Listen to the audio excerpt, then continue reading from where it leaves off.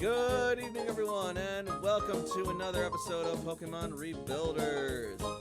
As always, I'm your host and GM, Working Class Werewolf, and tonight I am joined by my wonderful friends and players. We have Himbo.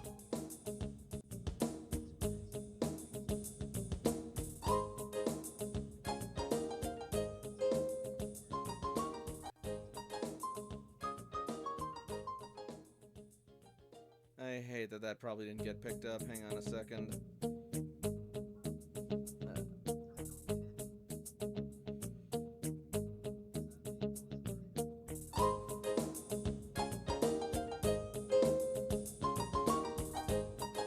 Yeah, I'm not hearing anything on the stream. Oh, I am. It's just very quiet. I'm trying to fart here. Oh crap, hang on, my mic might also be really low. Son of a gun. Ugh. I will reserve my farts. One moment. I mean... Okay, Alchemist says he can hear it. Sorry about that, Strider. I've been talked over all day, it's fine. I'm so sorry. Alright, so hopefully my mic should be better now. Let me just... Hold up.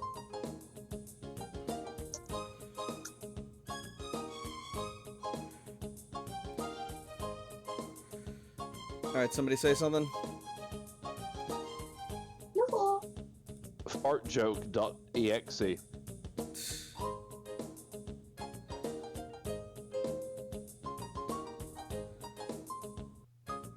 Hang on.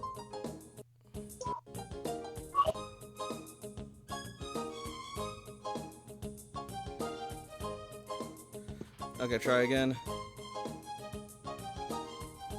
I said fartjoke.exe. That's all I got. Alright, well, that's not working here right now, so I'm just gonna use the desktop audio and, wing it from there. So, we have Himbo, we have Frey, Yeah, what's up? we have Strider, I'm here. and we have Nyx. Who stepped away to get food? Trax. Everything's going great tonight. I'm in complete control. Oh boy, well, hopefully that's not an indicator of anything. Other than that, how are we doing tonight? I've been enjoying the heck out of the Hades 2 in early access. It's so fun. I have been spending so much time with it. That's good, love to hear that. The first game was pretty phenomenal, so no surprise the second game is as well. That's good to hear. Indeed.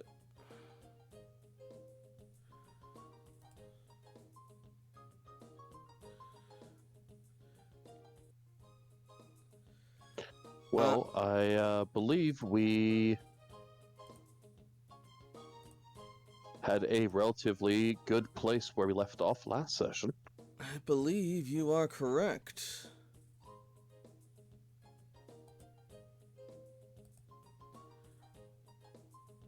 So, since we are already running very late, sorry about that, shall we just hop right into it then? Let's do it. Alright, then in that case, I'll get right over to the game screen.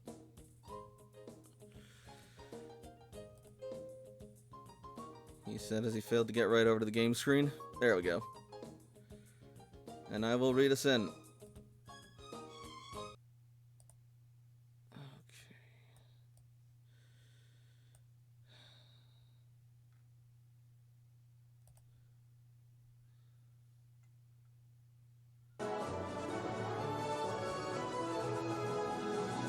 It has been several months since the Rebuilder Corps of Red Cloister returned to the surface after the devastation wrought by the impact of Grand Meteor Delta over 100 years ago. Since then, they have found countless new discoveries in the New World, along with countless more new dangers. Despite it all, however, the Rebuilders continue their mission to reconnect with the Cloisters across the region, as well as the rest of the world, in order to rebuild the world destroyed so long ago. Some of the most crucial contributors to this mission have been Layla the Soldier, Jakob the Caretaker, Toshiko the Scientist, Ace the Salvager, Cece the Tactician, and Sam the Renegade. Progress has indeed been made, and the future is looking bright, but enemies still yet lurk in the shadows, and the Rebuilders' mission is still far from over.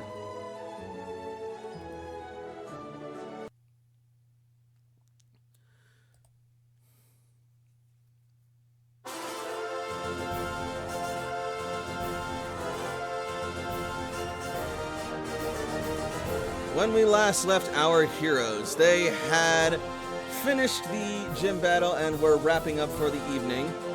And then, come the next morning, after a series of evolutions from their Pokemon,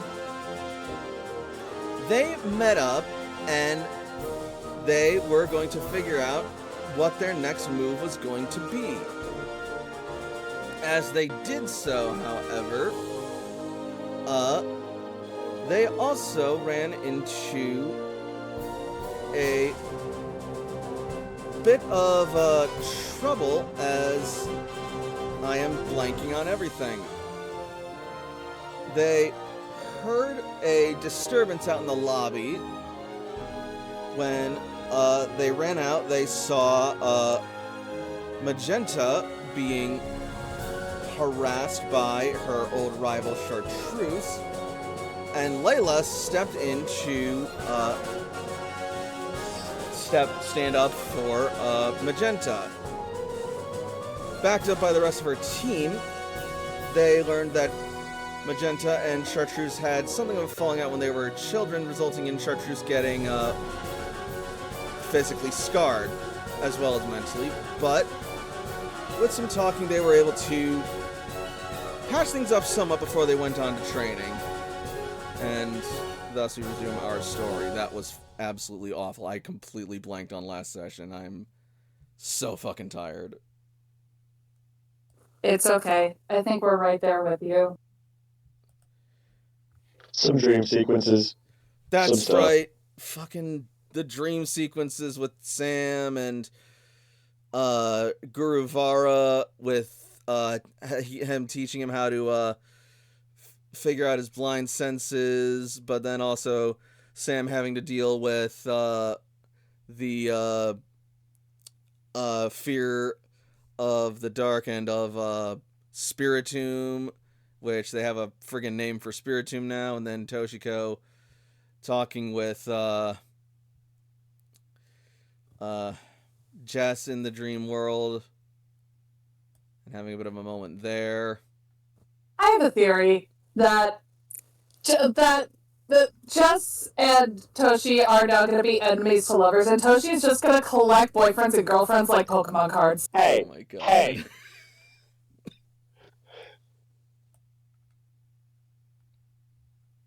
This is my boyfriend, and this is my boyfriend, and this is my girlfriend. What I'm hearing is that Toshi collects disasters. I mean, given the kind of Pokemon she wants to work with. Toshi is a disaster wrangler. Anyway, alright, so This is kind of fair because if Layla collected boyfriends like Toshi did, then Layla would associate them with mortal wounds and already be dead by now. So, Alchemist mentioned that there's a bit of an echo mic-wise, and oh, finally! yeah, all of us are, Yeah, Discord, the Discord sound application is working now. Alright. Okay, Oh, so I'm wonderful. gonna count that as a happy problem then. Alright, Happy problem! so Happy hopefully problem. the echo should be kind of should be resolved now. Thanks for pointing that out, Alchemist. We appreciate you. Yes, this is why I love having an actual freaking audience. Redeemed companion request CC. Oh my god. Anyway, we open up back inside the Pokemon Center.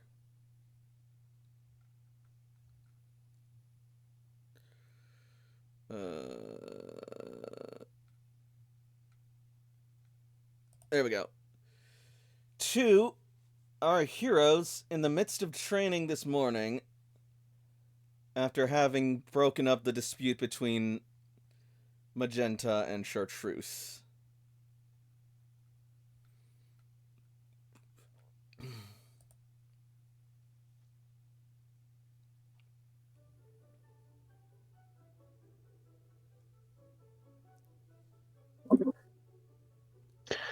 All right.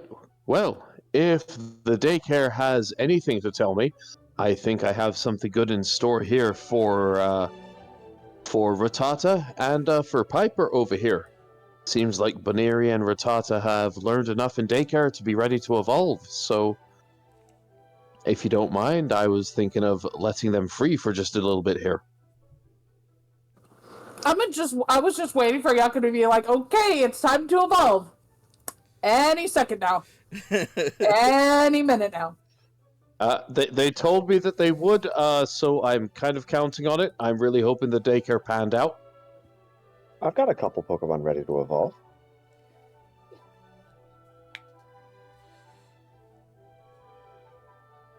All right, here we go.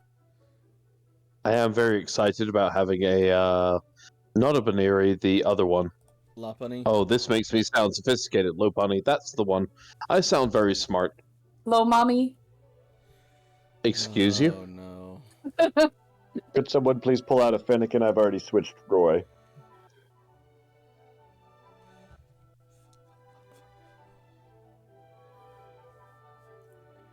Alright, Best I can do is a Delphox. Is that okay?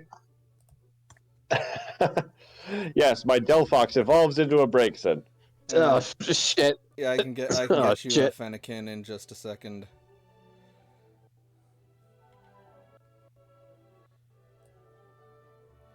I forget. There's the baby. There's 2 babies. Toshi is surrounded by babies. All is well with the world. Oh, Don't you God. dare, Alchemist. Cut back to the scene of AJ being murdered by EVs. Best way to go. AJ versus 25 EVs. There was no survivors. None of them were AJ. None of them at all. Big, giant Fennekin baby. This does look like a Baneri posing on top of the tail of a Rattata, which is kind of cool. Requires a lot of strength. Those are powerful tail muscles, I tell you what. I'll tell you what. I tell you what.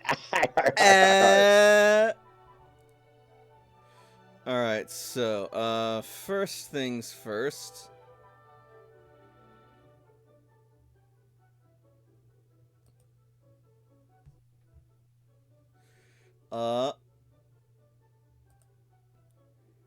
As you send out Fennekin and do a bit of training with it. I'm assuming you're training with these Pokemon. Grooming. Toshi is grooming Hope, but Fennekin, it just has the XP and doesn't need the training and will just evolve on their own. Okay.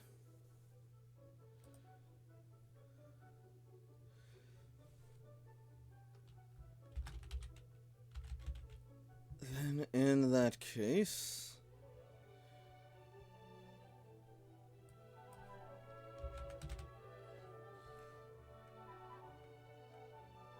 As you finish grooming Fennekin, it will let out a happy squeal as it suddenly becomes full of energy and starts running and spinning around rapidly as it is engulfed in a bright white light.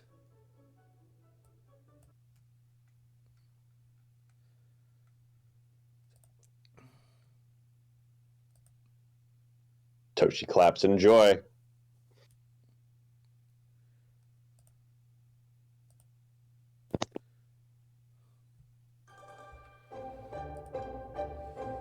as Fennekin goes from running on 4 legs to suddenly running upright on 2 legs, and its tail becomes much more bushy and floofy, its ears more elongated, and its tufts become more wispy, until finally, with a branch poking out of its tail, the light breaks away and...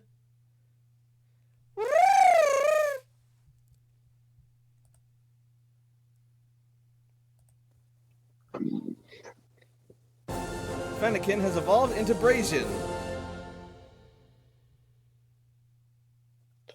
We get a new picture to update the Pokedex.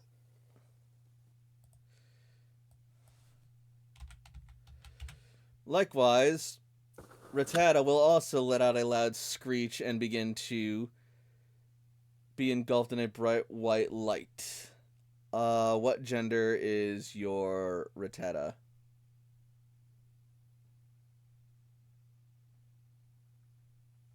That's an important question. Rattata is a male. Thank you.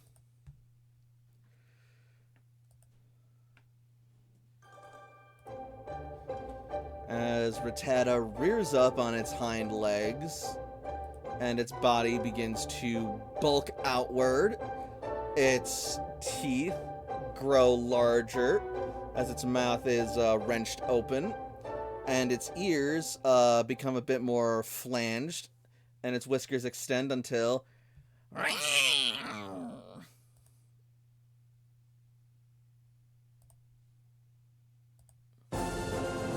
Rattata has evolved into Raticate. And I still think he's kind of adorable in a feral way. A little bit. That weird goblin kind of way.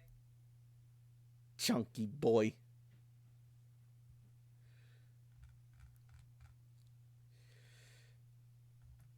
And then finally,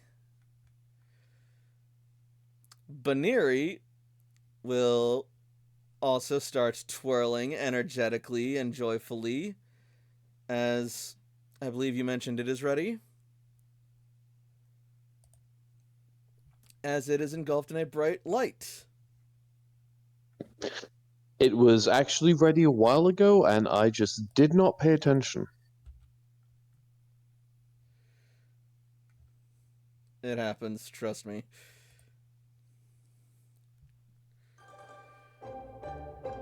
As it spins and dances, its legs become much longer, and its ears become considerably longer, sprouting out and flopping down, reaching all the way down to its legs. Its arms also extend out with floofy tufts at the end of them, until finally the light breaks away and we see...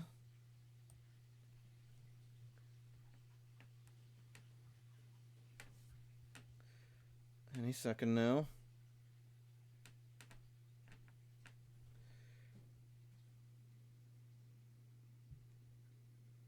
The signs of a prepared GM.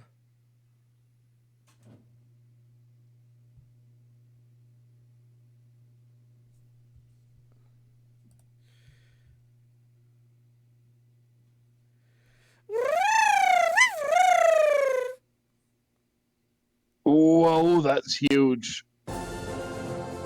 Baneri has evolved into Lopunny.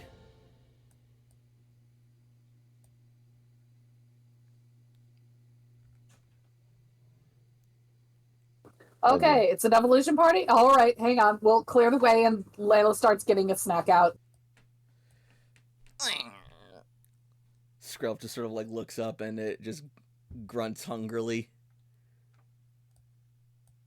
Layla will feed Dorian.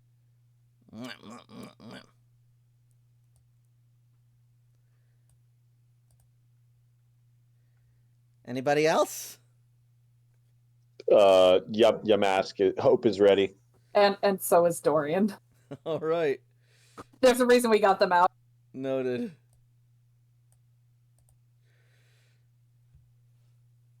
Suddenly, the tear in Hope's eye will wash away as it is also engulfed in bright light.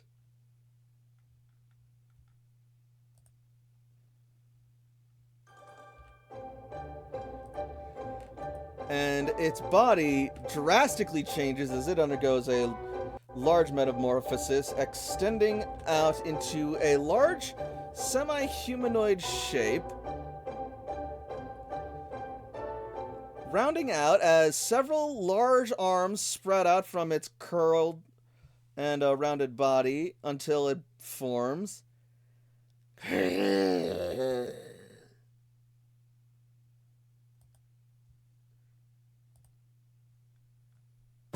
Congratulations! Hope has evolved into Cophagrigus. Toshi strengthens her bonds with her ghosts.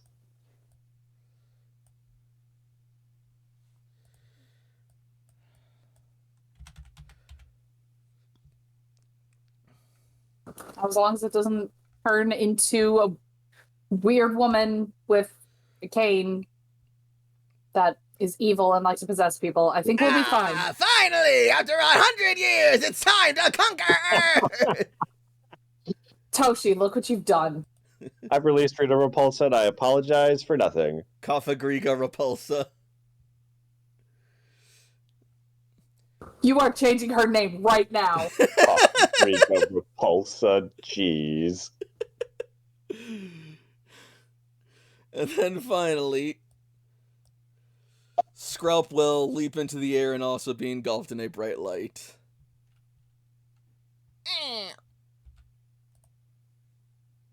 How many evolutions?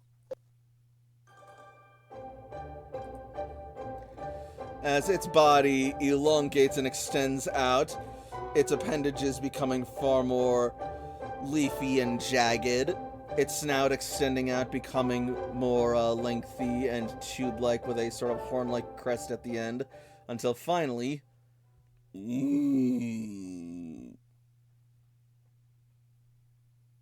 Oh, wow.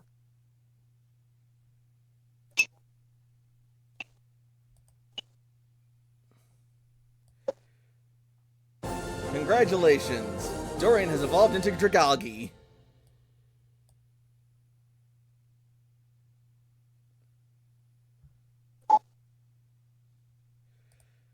Now, if only my fucking Windows would cooperate with me. Cece, Alright. you got any?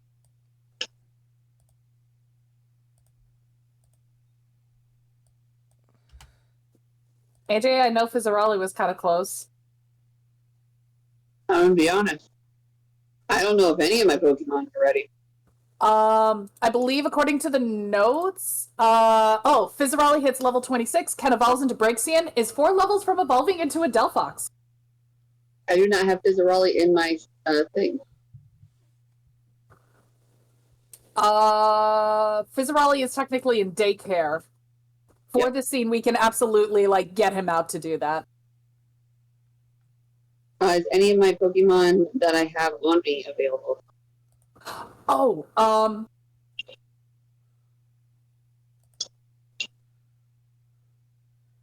no. In regards to Sam, his Sandile can evolve into a Krokorok too. Because we are in the cloister, we can switch out if we want to to get this evolution party going. That was what I saw. All right. I'll switch out Havoc for Fizzaroli and Samuel. Popo for his bitey boy. Hold, please.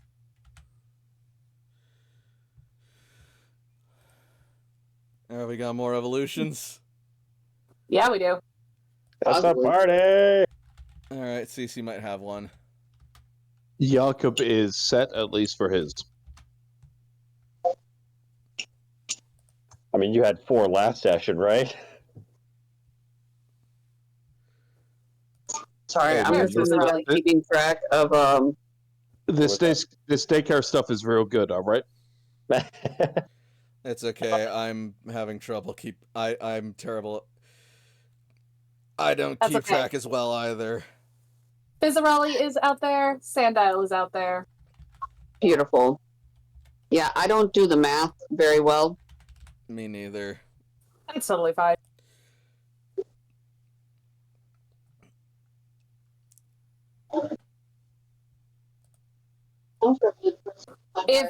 If Drake was in there, Drake should be able to evolve. The little Quaxley should be able to evolve, unless you already allocated that. But then again, like I said, the gym battle gave a lot of XP. So if you were down low, you got up high.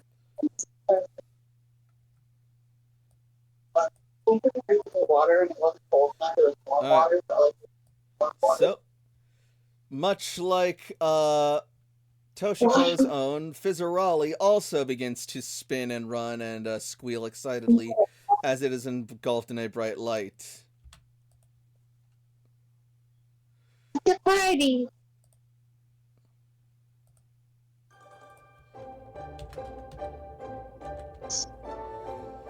As it stands up onto its hind legs and its ears extend out, its tail floofs out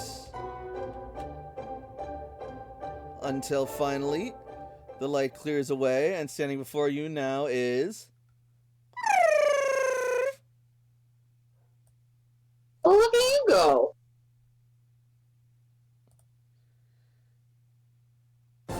Congratulations, Fizzarali has evolved into Brazian, twirling a fiery stick. Though you might want to be careful about where you have the fire. It's just marching around, twirling it like a baton. I love how different Roy and Fizzarali are. Like, Roy is just calm and cool and collective, and Fizzarali is all marching band. I love it. Yeah. Yep. If there was any doubt, Fizzarali was your Pokemon, AJ. And then Fizzarali is then going to twirl its stick and hurl it excitedly at Drake, who is then going to whirl around and slap it back into Fizzarali's hand, landing on the ground as they do, and being engulfed in a bright light.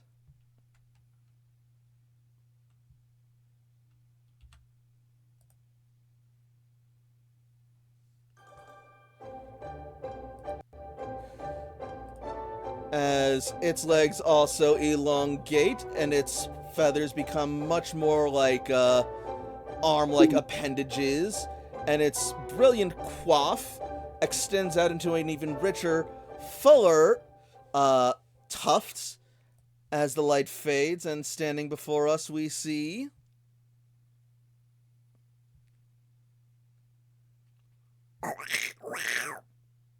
Oh my god, it got thick. It's Mecha Donald Duck.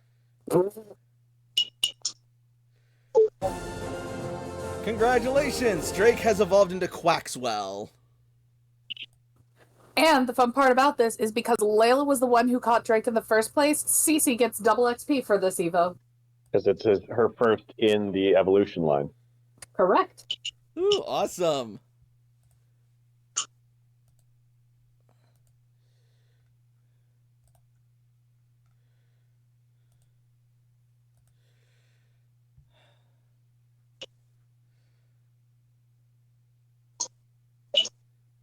I bet Cece is crying. She is very proud and astonished. She says, "Oh my gosh, look at you! You're so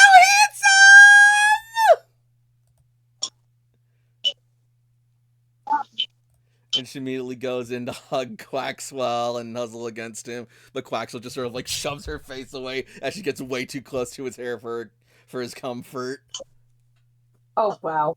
Okay, don't touch the hair. Understood. Toshi, Jakob, I think you're going to need to adapt to, grooming a Quaxley or Quaxwell. Ow, ow, ow, ow, ow. The laser noises. As Sandile trills loudly, and then it is also engulfed in a bright light. Magenta, how many was that so far? You see, 294. Wonderful. you see Magenta's currently engrossed in a conversation on the side with Chartreuse.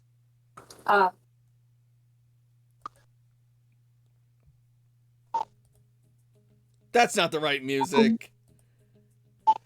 We should know Yeah. her? Here we go.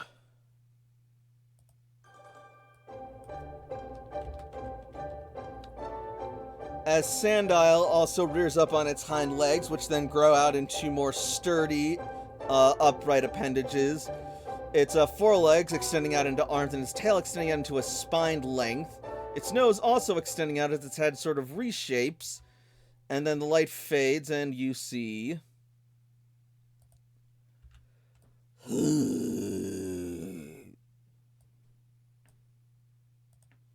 Look at him go. Look at you- boy. Well, Sam, you don't see it, but you feel and hear the difference. Houndini's Oh, is getting it? super I excited. need that anyway. Houndini's getting super excited. Regardless. Congratulations! Sandile has evolved into Krokorok. Like, kind of like when you go to, like, right then, like, it's like a handshake. Like a handshake? No. It's where it's like up, almost like a high five, but looser. Oh, yeah. Yeah. Medic Himbo, thank you for the sub gifts for everyone and helping meet the sub goal. Yeah. Quite the momentous event for this evolution party. I just realized I wasn't on Twitch. I'm stupid, okay? Listen, I like to live above the brain cell. No Honestly, worries. I think today is just a day where we're all gonna be stupid. Yeah. We are batting around the brain cell like a volleyball. Dare to be stupid. Parkour.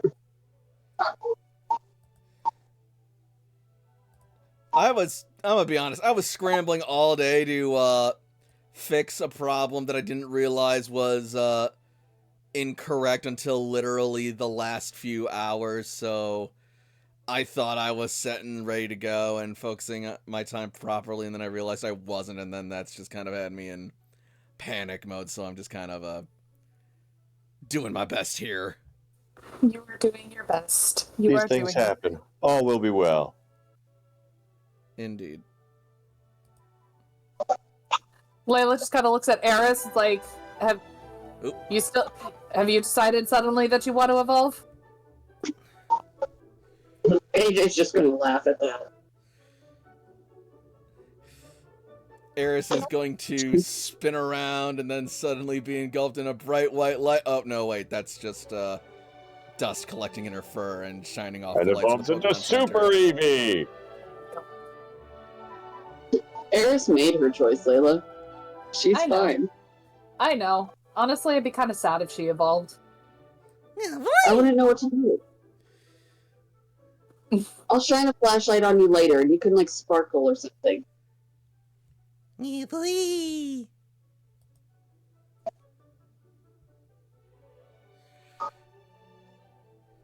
Easier to strut with. Strap my stuff. Do. Strap my way out of nobody, you like my strut? I like yours too. Just fucking That throw some audio glitter works. on her. That audio works so well with the strutting Eevee footage from Pokemon Sun and Moon. Anyways, Alright, well, we had our breakfast. We had our training. Anybody else want to evolve? Hold on, I'm gonna try my best, Layla. Am I doing it? Hey, you grew an inch taller. Yes! No, you didn't. You are just, you know what? You're a terrible person. I know. During training, Toshi's getting Morpheus out. She's got Morpheus out for training, and she's going to walk over with Morpheus to Sam to have as like a seeing eye Gardevoir to psychically link, because there's telepathy and stuff. Oh god, emotions. If you'd like, Morpheus can be there for you.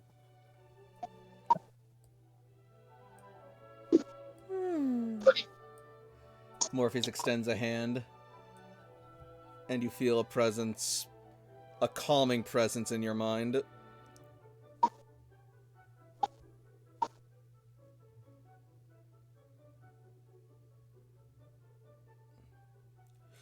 Sam is open to the idea. Say what? Sam is open to the idea. All right. As you allow Gardevoir to access your mind, you will be able to see through its eyes, and I believe to an extent Toshiko's. I don't think so. Toshi is channeling Gardevoir, and Gardevoir is telepathically linked to Sam. So through telepathy, you can project thoughts. So presumably some of that could be just like visual input data to his directly to his receptors, even though the eyes themselves are damaged. So like the proprioception would be off because it's not from his perspective, but if he needs to have a look around, he can ask Morpheus to be his eyes and look at something for him, and therefore be able to see it. Cool. As Sam is connecting with Morpheus, Toshiko, you will see that Krokorok is looking at Morpheus, creeping up behind him and slowly opening his jaws. Toshi will reach down and grab Krokorok by the tail and say, "No." Command roll.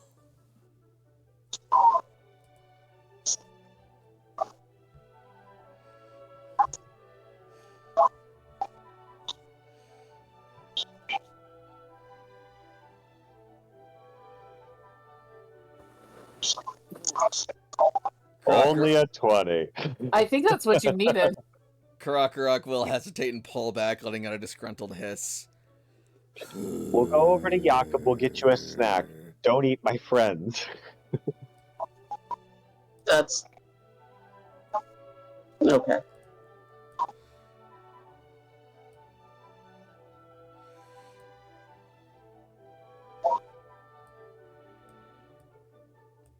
Cece is going to send out her Ivysaur from daycare.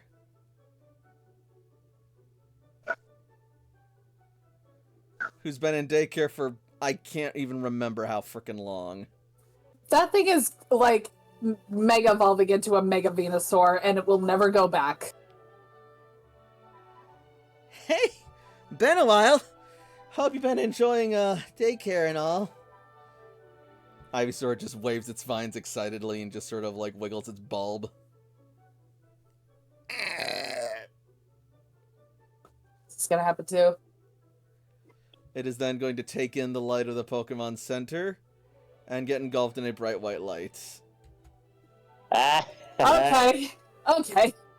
Okay. Hope you guys weren't tired of this yet. Nope. You want to make this an evolution party? We'll make this a frickin' evolution party. It's evolution time. Look at all this XP we're getting. Ivysaur's bulb then suddenly jostles before extending and blooming out as its body bulks out into a much wider, more magnificent shape. Its vines extend out, and its mouth grows much larger as the light fades away, and Cece now has...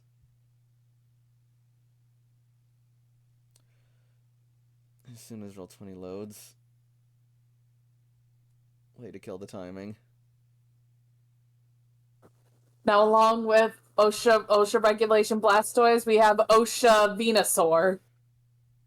Oh dear. I mean, she can buy it. She can buy it a costume. I love it.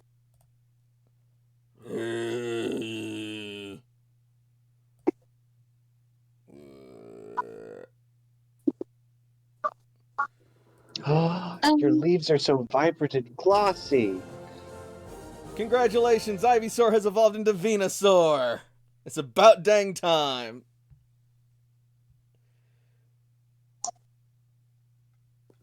Venusaurs are great. He's so pretty.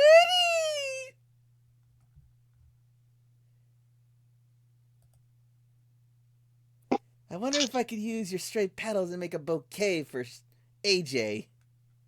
They might be poisonous. But he is a gas mask.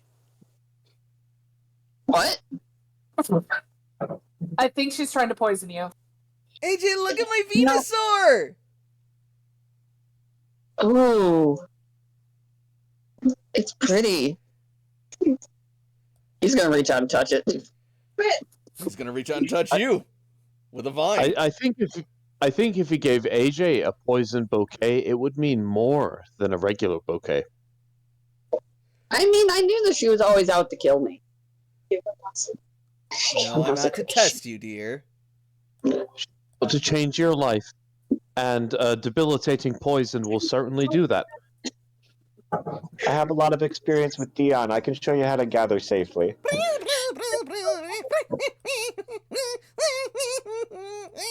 Oh god. And meanwhile, Fizzarella is just going to be marching and twirling around the room, singing and prancing. Fizzarelli and Jester are never allowed to meet.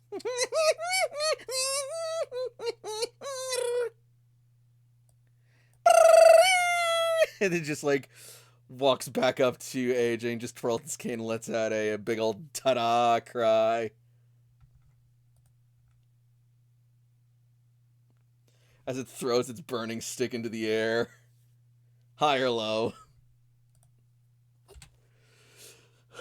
Excuse me. Hi. I'm sorry, Doggy.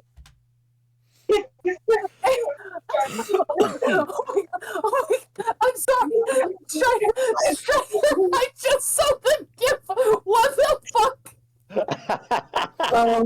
So I accidentally just assaulted my dog, and this has now been the second day in a row. She has had head trauma. All right. So, as it tosses its burning stick, you see that it's about to hit the smoke detector. No. Fortunately, you're able to spot this in time that you're able to leap up and grab it quick enough before it triggers the alarm and makes everyone in the Pokemon Center all wet.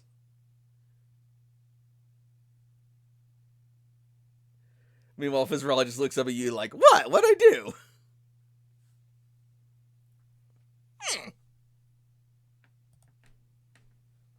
No.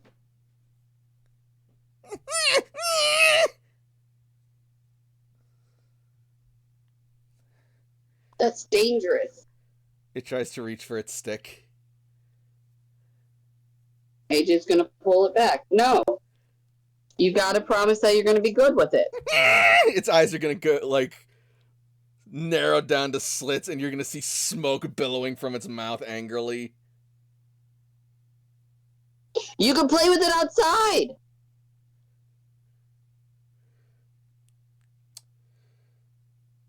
Command.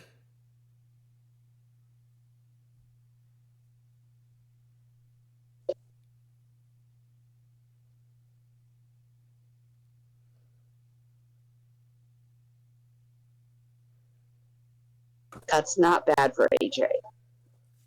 I will wait to see if that is successful or not. Its ears are Please going to, do, because that is the I. its ears are going to droop guiltily, and then it's going to just sort of like pathetically whimper as it begs for its stick back. Are you going to keep it? Like, you can't wave it around indoors. Fizzarelli nods. You can wave it. Okay, and he'll hand it. And Fizzarelli promptly tucks it back in its tail. Excellent. It's just happy to have its stick back. It kind of reminds you of Cubone in a way. Oh my gosh, he might be a good playmate for Cubone! Just wants it stick. Is a thought that occurs to you in that succession. I do not hear that thought at all. It kind of cut out a little bit. He thought you, as you see it, like, just so happy to have its stick back, it kind of reminds you of Cubone in a way. And then you immediately think, oh my gosh, it might be a great playmate for Cubone! I will bring Cubone.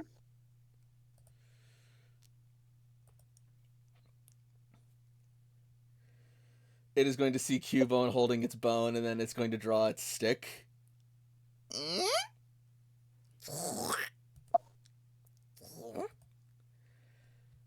And they are going Now to... you guys gotta play none. It is going to tap Cubone's bone with its stick. Cubone is going to swat the stick slightly harder with its bone. And then they're just going to start swashbuckling. Thuck, thuck, You know cluck, what? cluck, thuck, cluck, thuck, cluck. Fair. Have you thought of a name for that Cubone yet? No.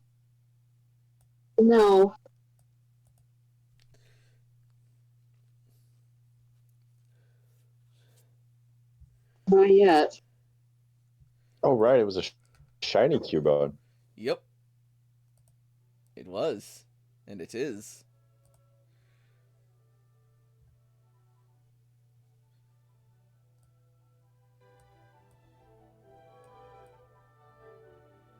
See, I'm trying to think of something good for it.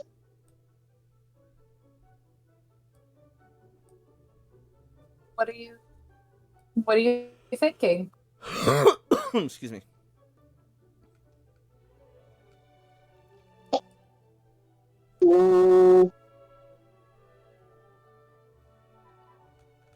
I mean, I could go back with my classical theme and name it like Odysseus or something like that, but that's a failed project. I mean, there's nothing saying that you can't go back to it. Osteo Odysseus. I'm still trying to figure. I don't want to set it up for failure.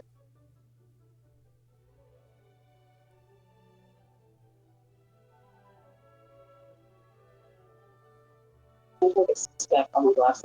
It's not leaving. Bone Larathon? Galamea. What? Like Bellerophon, but instead of bow, it's bone? What are you talking about?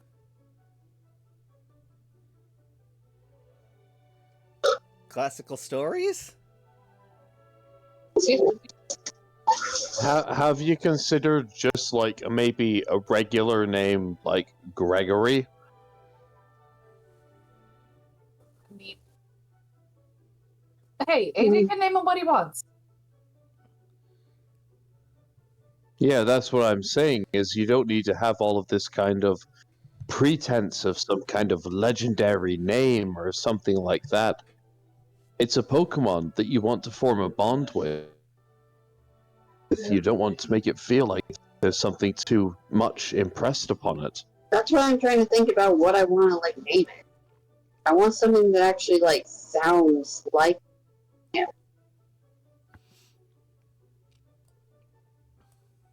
Then take your time. A name will come. I'll admit, I do kind of like Odysseus. I mean, he's definitely been through some shit. Ulysses! He's got his own little odyssey. What? Ulysses, it's another name for Odysseus, but with Q, it's Ulysses. Cubone, Ulysses.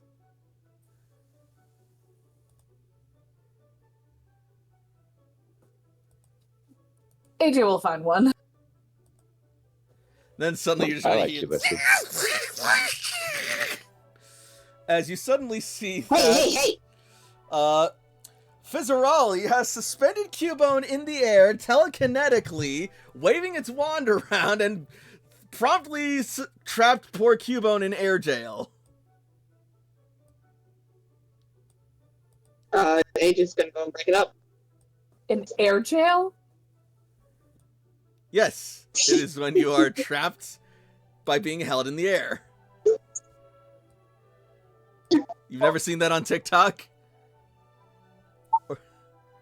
Yes, I've seen it. As you break it up, Cubone falls to the ground, protected by its bone helmet.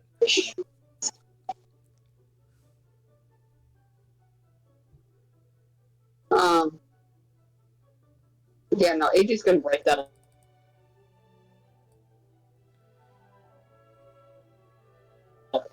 Just grabs Oh, boy. Cubone out of the air. Like, no.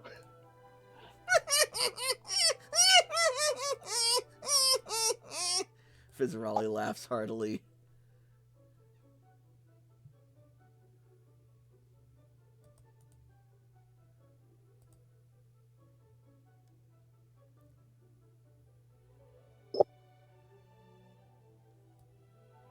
Can we all take a moment to realize we have bigger things to deal with than this kind of shenanigans here?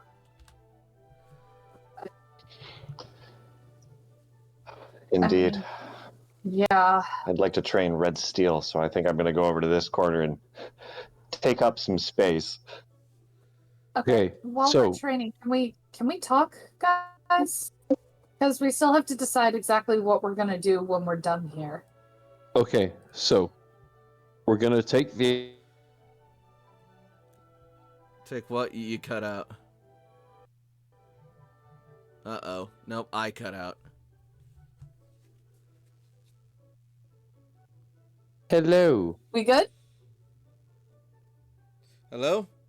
Hello? hello. Hello? Hello? Can you hear us? I can hear you. Can you hear me? Yes. We can. Perfect. Alright, I think my So- internet might be a bit wonky, but like it's not affecting the stream as far as I can tell so far, so I'm gonna roll with it. Yeah, no, the So- stream is going good. What we were discussing is we are all going to do 1 hour of training here. However, during that training, we're going to have a discussion as to what we are planning to do today, like where we're going, what's our angle. You guys wanted to go to Pewter City, right? Well, we kind of have to. I mean, for one thing, we need to go to Brock to get that gym badge. For two, Yeah.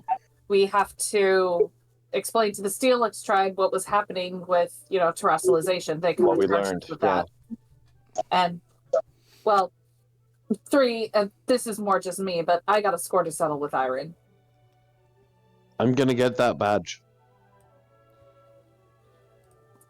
But, I mean, we had some talk, or there's been some discussion about possibly doing.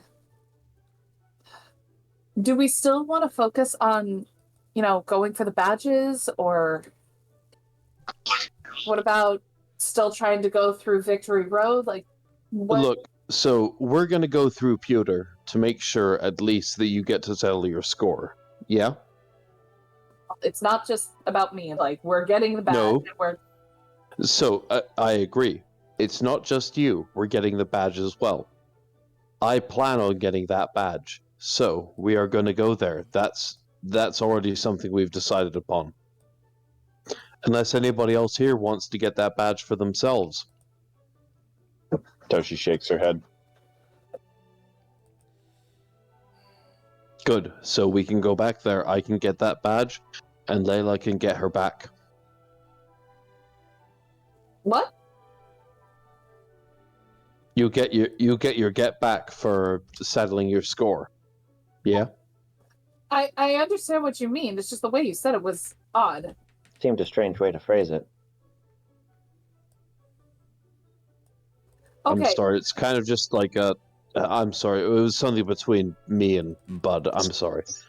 Okay. Anyway. Okay, so we do that. We take care of that. And then after.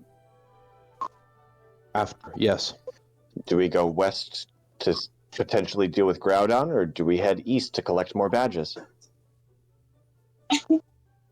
Well, if we're doing badges, I know that me and my dad, we have a battle that we need to be doing. Not to mention, we still need to go back and Toshi, we're going to look into the Marsh badge. My mother might have something. I'd need to visit Vermilion. Okay. We got the Cascade badge all figured out. Cece's got that. That covers a pretty good ground right there. And you already have, the soul badge. I got the earth badge. So that's, 5 badges we can pretty much knock out? Jakob just reaches his hand over to Layla for kind of like a low 5. What? You have a badge, I have a badge. I was just kind of like gonna give you like a celebratory like slap of the hand. Layla kind of does it, but very confused, and like Cece's getting one too, right? And everybody's getting one of these when they get one, right? Yes, but so right now, I'm a badass and you're a badass. And even though that we understand that the rest of the people that we're with are badasses as well, they need one of these little trinkets that we have here. And Jakob just like holds his soul badge real quick. They need one of these little trinkets right here to prove that to other people. And while you and I both know that they're fully capable of it, we've got to go ahead and get those. That's part of our quest here. Cece's a badass until she points it. Yeah, like Cece has a badge. Like, yeah, so you understand what I'm saying, right? Layla is literally going to take Jakob and like push him over towards Cece so that way he can high five her or low five her too. Yeah, Jakob puts his hand over Jake's towards gonna PC look while over still locking his eyes with Layla. AJ's gonna look over at Toshi. Go. Apparently, we're not badasses. Yeah, like so No. we're excluding them until they get a badge. There No. are different ways of badass. Were you not listening to everything I said? We already know between the group of us that they are, and we have to get these little weird old world trinkets to prove it. We know it. They've proven it to us countless times so far. We But we just have need to to get prove these it to to the prove door it to to the rest Victory of the Road. world. Exactly. Not to the door to Victory Road, the door to the Elite Four. It's actually close enough, I'd say. Cece says, awkwardly low-fiving Jakob. So, here's the thing. We're going to make sure to get the rest of these. And Well, when it comes down to it, the respect that we should be given as rebuilders, sometimes we're not given it. Sometimes we're only given that as people who hold these kind of old world trinkets. Let's make sure we all have them. I mean, yeah. excuse me. Okay.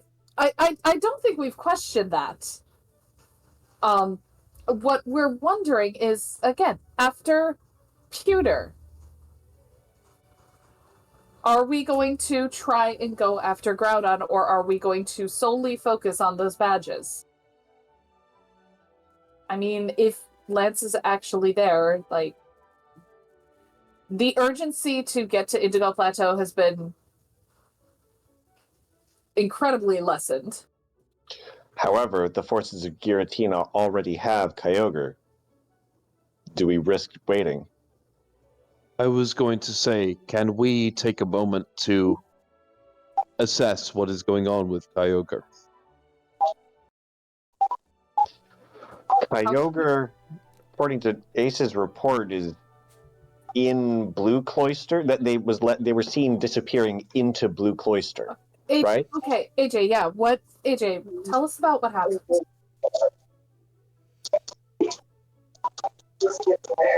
What else is there to tell? It's in the report. He got it, I didn't. And then he disappeared. Okay, you mentioned something about, like, your Pokeballs not working? Yeah, he locked all technology.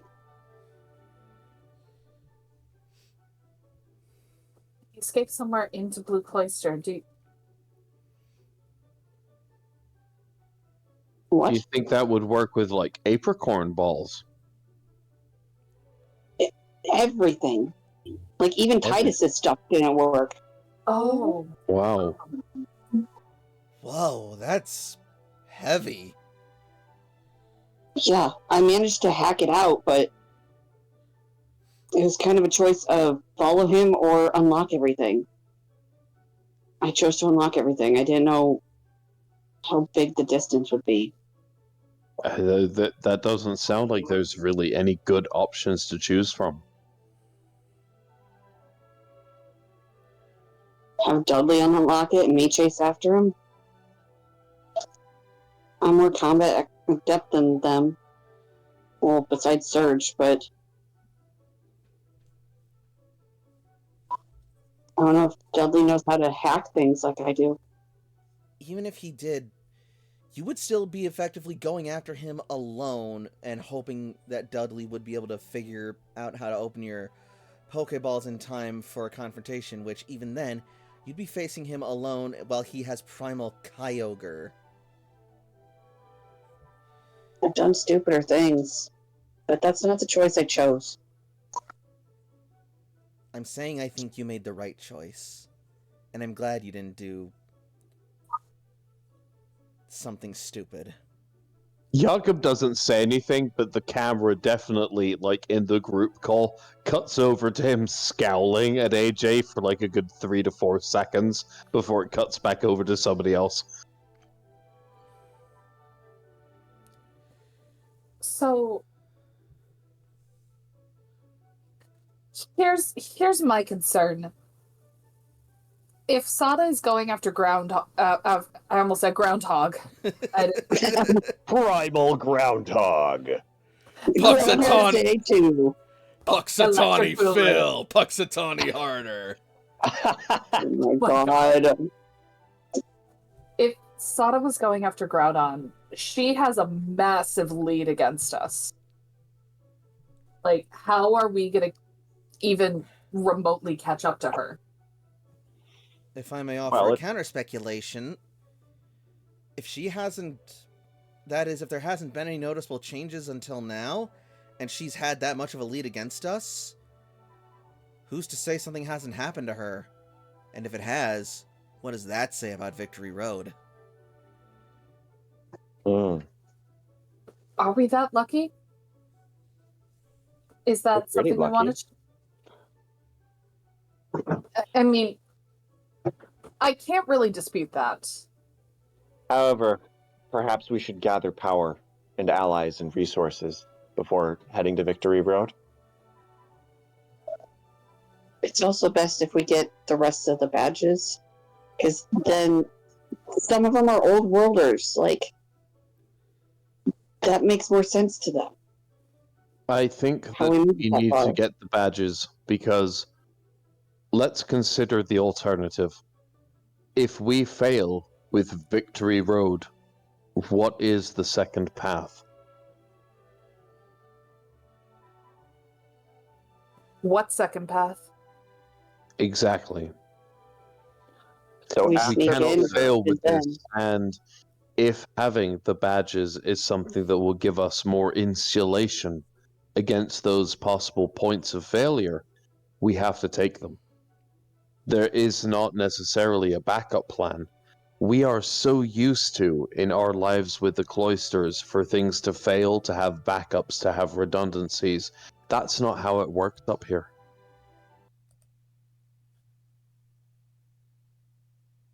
after Pewter, would we want to stop in Celadon to potentially get the Rainbow Badge, or we want to head to Vermilion first to aim for the Marsh and the Thunder Badges? I think Well, if we think about where we want to go, okay. So, we currently have 3 badges right now. We go to Pewter to get the 4th. And then Toshi and AJ for the 5th and 6th for the Marsh Badge and the Thunder Badge. Which leaves the Volcano Rainbow Badge and the Rainbow Badge.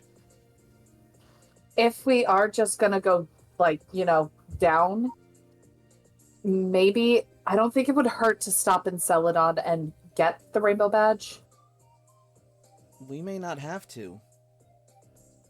Don't forget, we're not the only rebuilders out there, and there's a whole squad making their way that way as we speak. Fireteam Flareon was headed to Celadon. Fire Team Blastoise is in Cinnabarctica. Okay. Which If it will work that way, then absolutely, we can use that.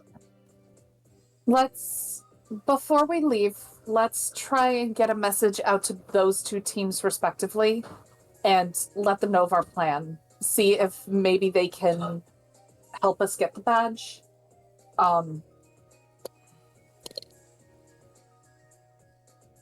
Sure. Before we leave, AJ, I might need your help with this, but I want to try and see if I can get a message to Lance. I mean, I was kind of going to try to track this location in a way anyway, so still. I'd like to try before we leave. If we can't, then we could try again later, but I'd still like to try. We got the time for it. Okay. So, Toshi and Jakob, can you guys contact Fire Team Flareon and Fire Team Blastoise to tell them about our plan? I have Electrum's Pokegear number. Jakob, it looks like you're calling Fire Team Blastoise. We can make it a Yuck, conference call. nods. Yeah, that's an option that we can do. Yep, right after hearing that, Jakob nods and then looks over to Toshi. Toshi will pull up her Pokegear and send an invite to a conference call if they have signal and are available. We'll see if they respond. Calling How about- Maroon. Calling Electrum. Calling Maroon. Calling Electrum.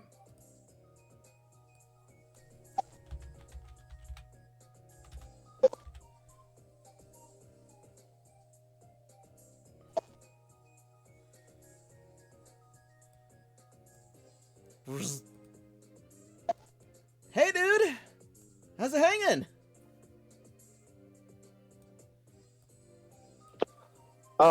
Things are going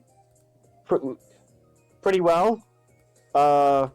We are aiming to gather badges. The Elite Four is sealed off, and there's strange things happening we're hoping to investigate.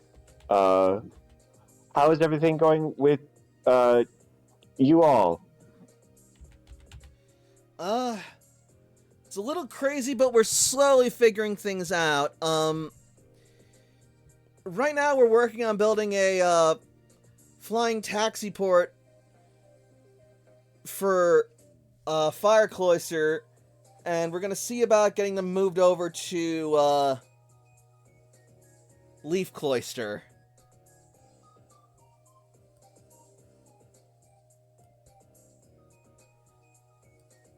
Hello?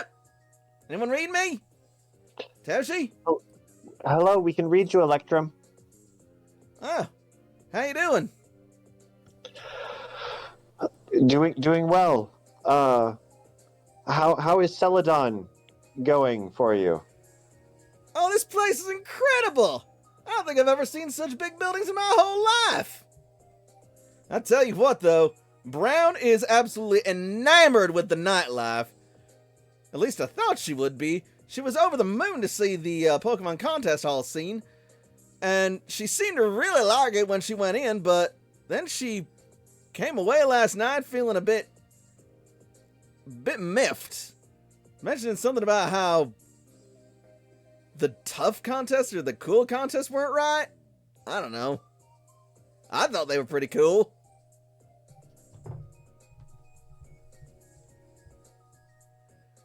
Have any of you attempted to get the rainbow badge while you were there?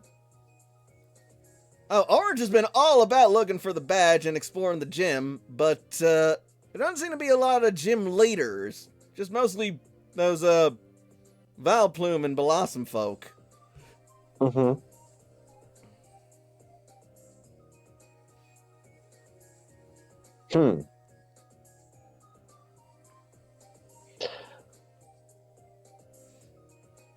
Well, if you find anything about the rainbow badge let us know. We're trying to collect all of the badges to get into the Elite Four.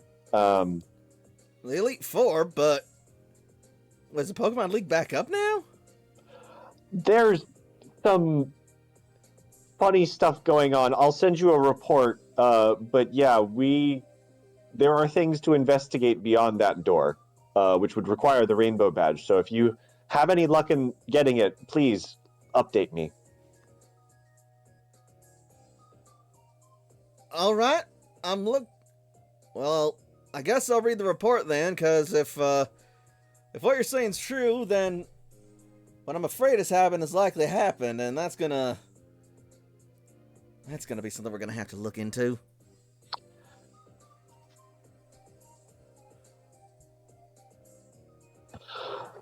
The report will be detailed with everything we know. All right, understood. Electrum out, I guess. Thank you. Have fun in Celadon. We will. Have fun in Viridian and wherever else, I guess. Oh, we're headed up to Pewter next. Oh, say hi to the Steelix tribe for me. And Brock. Will do.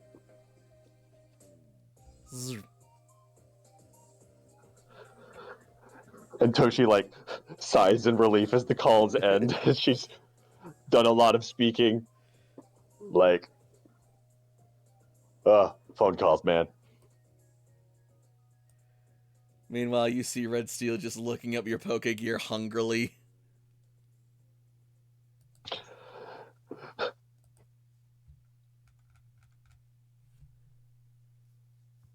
Toshi will kind of wave away with one hand while offering a spicy treat with the other.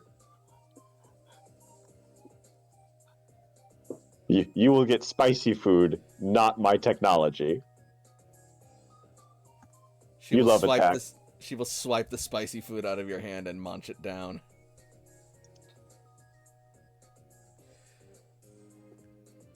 We can provide you with lots of treats. So, sounds like a lot has happened, and yet not much else has happened since last I called you, huh, Jakob?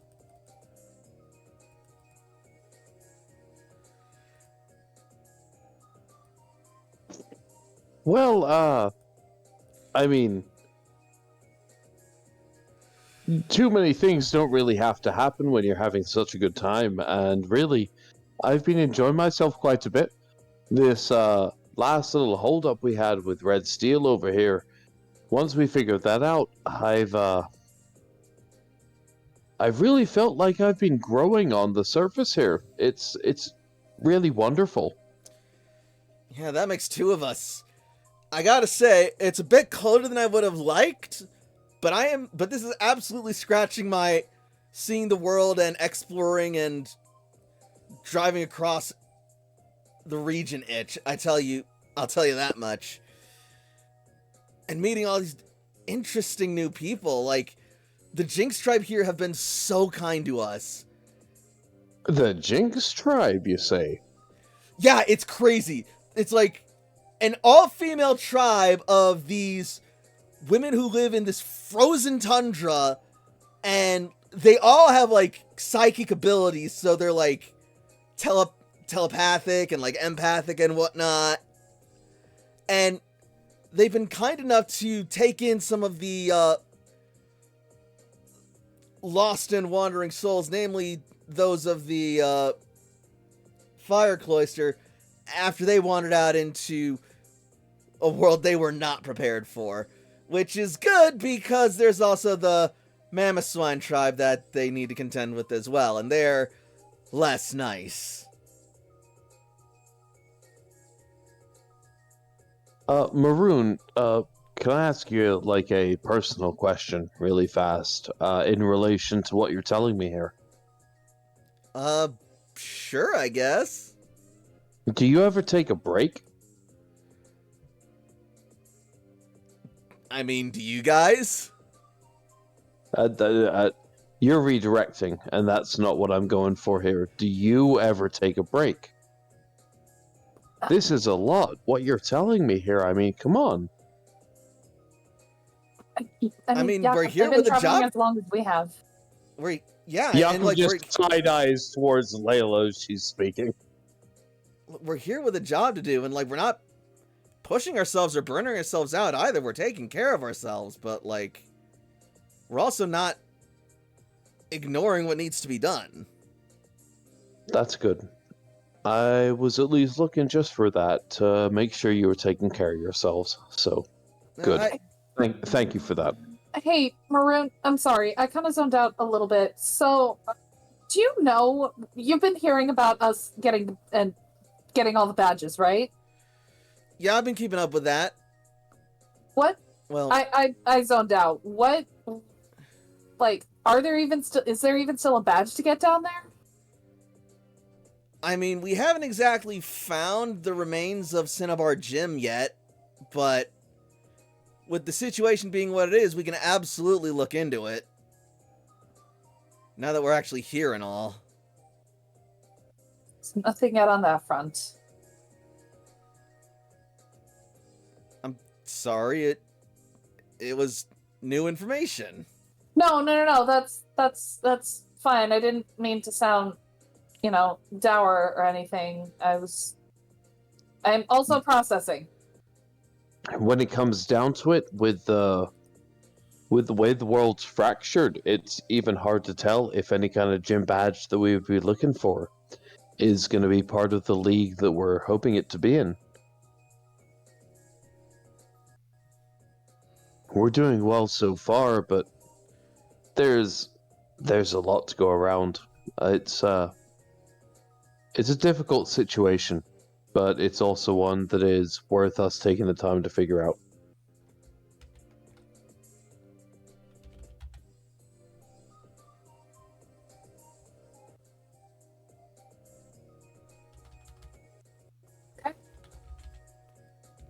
Either way, it's always good to talk to you, Maroon. Yeah, likewise. Nice to see that you're doing well. Thanks, you too. You too, AJ. Hey, have you grown some? You look more mature, dude. See, Layla, I have grown taller. She said grow mature. Mature doesn't mean taller. Layla's mad at me. I'm not mad. I'm just giving you shit. She's jealous.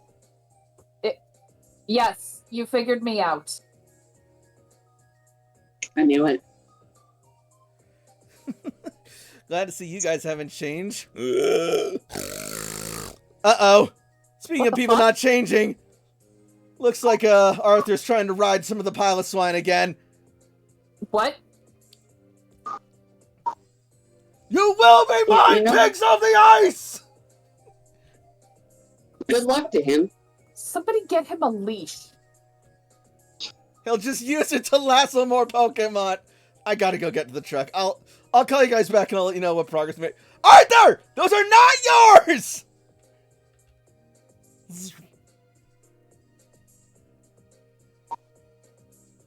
Well, at least now we have some perspective.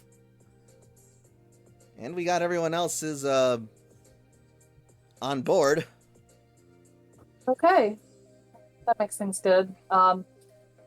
Well, I imagine we're almost ready to head out. Jakob is apparently going to need at least a good little bit more time to just scratch his eyebrows after watching that entire debacle. But he's ready to go. He's otherwise ready to go. Well, if you still want to try to contact Layla, I might need a couple more minutes, but other than that...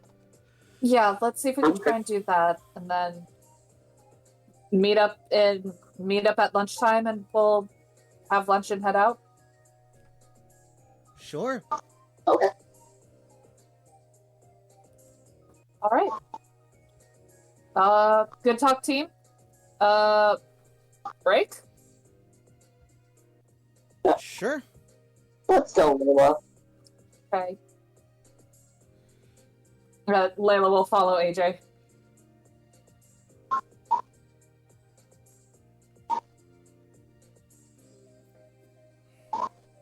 As Layla passes Sam on the way out, she's just gonna like check in on him. Just kind of like, hey, you good? I made it this far without any help. I'm going to continue. It's good progress. I'm learning. Okay. Let us know if you need anything. Where is Sam? Don't. Oh, there he is. It's just outside. He's just at the doorway. Like literally, Sam went from the Yeah, no. wall to the doorway. Like I know. I just missed him. making So that I progress. didn't. So I didn't see that. That's all. Carry on. All's well. Sam, No, you're Sam okay. would not have noticed, You're but okay. Layla walking by would probably see that Gardevoir is wearing a little crocheted scarf to match Sam's. Oh my god. Toshi. Oh, they're Toshi so put around him. That is Morpheus. disgustingly cute. Morpheus. I love it.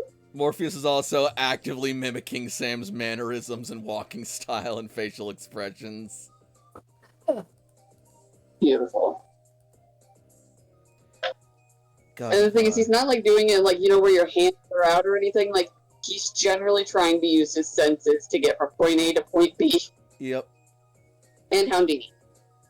And Morpheus. Houdini and Morpheus are there to offer support if Sam needs. Alright, and Layla and AJ can head out to wherever they want to go. I think we were going to go to the lab because they have the more technology there. Sounds good. Make it easier. Wonderful. Lit.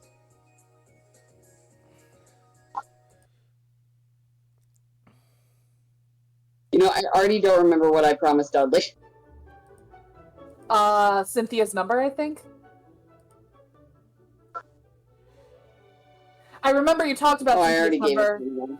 Oh, yeah. Yeah, you gave Dudley Cynthia's number. Dudley would then say that he would look into ways to try and use it to access and hack Cynthia's Pokegear All right. Please find a way to get Lance's. and to get Lance's contact info. Yeah.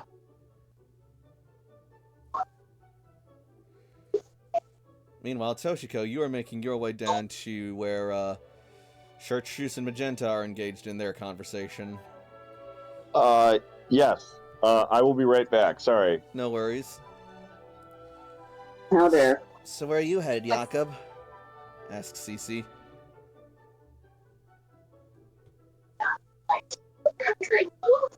So, are we nearby this this discussion that's going on with Toshi and the rest of them, or no?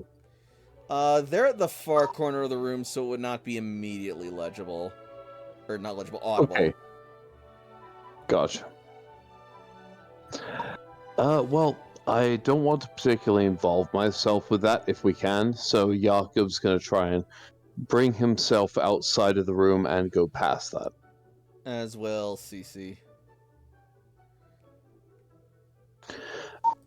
So, we have this particular goal coming up where we want to try and get more of the badges, to get 8 in total, so that we can go ahead and challenge the Elite Four ahead of us. Well, it's And technically more to just Yes. open up the Pokemon League, but something tells me with our luck, we're probably going to be in for a fight one way or the other in the Pokemon League. I mean, if we could be so lucky as to not have a fight, I would really appreciate that. But I'm anticipating that we will do so. As And am I. the current plan is that I will go ahead and be the person to face Brock to try and get his badge off of him. And I do not believe that there will be a way that we can negotiate or speak to each other that will get me that badge. I believe it's only going to be achieved by actually getting into combat with him. I think you might be right. Frankly, I'm honestly still surprised that my own badge is actually activated.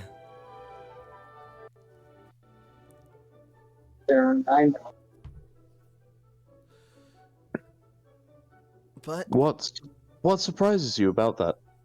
just that I never actually fought Misty for it.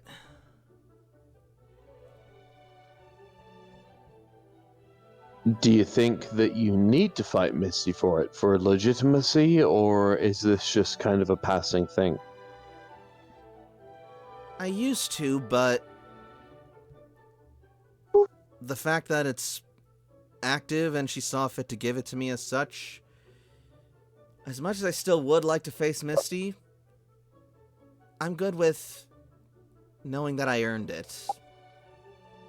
If I may, I'd say that you should still, at any time, be prepared to face Misty for it, because it may come down to it where we have 7 of the 8 badges we need, and this one is the last that stands out. So be ready at any time. CC will nod. So what's your plan for facing Brock?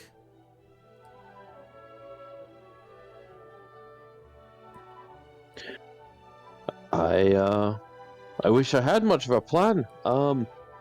Bring the most powerful and capable Pokemon that I have, and fight as hard as I possibly can. That's really all I've got. It's not the worst strategy you could have. Normal types are at a bit of a disadvantage against rock types, but they don't suffer against them in terms of, well, taking damage as badly as a super effective type Pokemon would.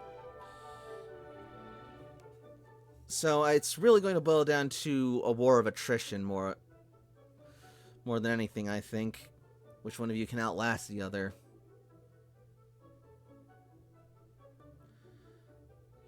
I think when it comes down to it, I will be more than capable of outlasting him.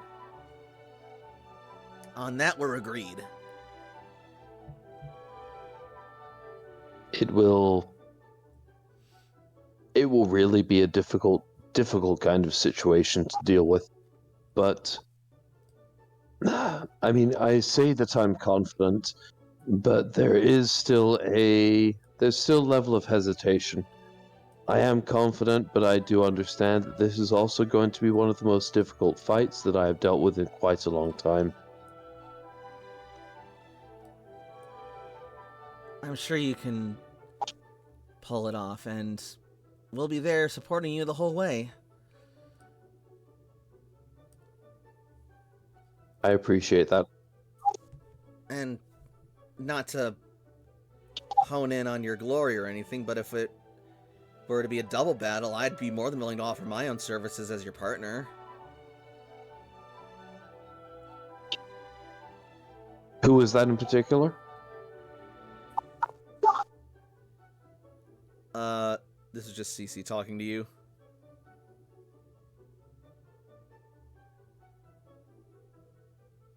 I'd be hard pressed to think of people who would be more beneficial as a partner than yourself. So I really do appreciate that. If Brock bridges that kind of thing for our fight, you'll be the first person I think of. Aw, thanks. But I also understand if you feel you want to just do this yourself, too.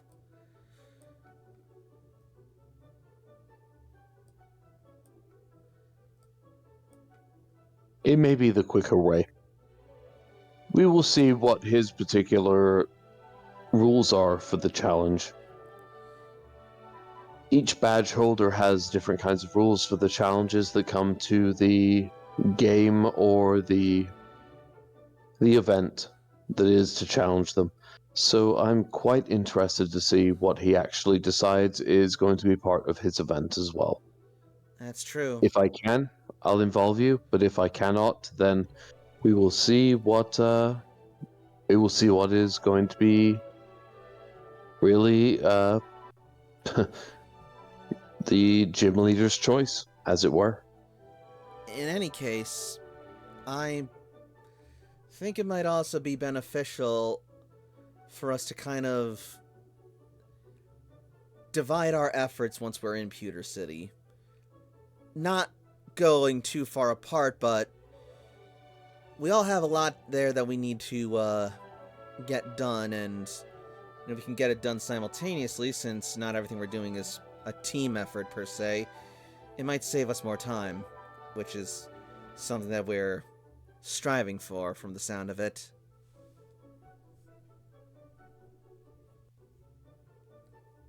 What's more, I'd like to check in on the prisoner situation in Pewter while we're there as well. And I think Sam would too.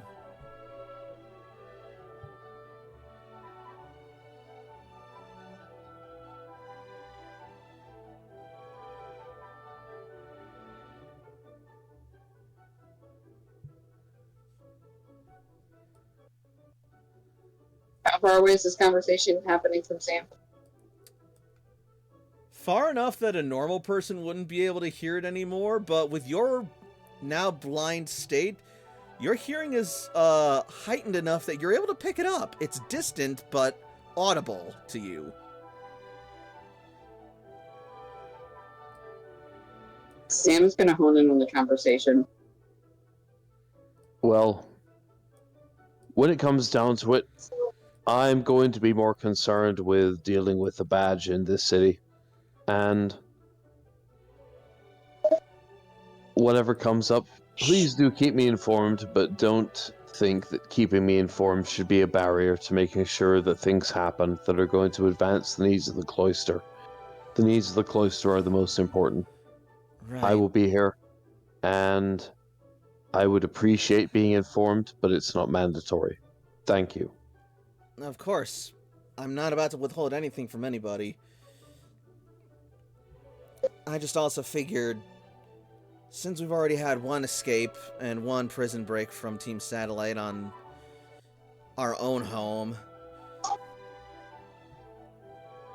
I get the feeling they're not about to just leave their own lieutenants like that hanging high and dry in the cells of Pewter City.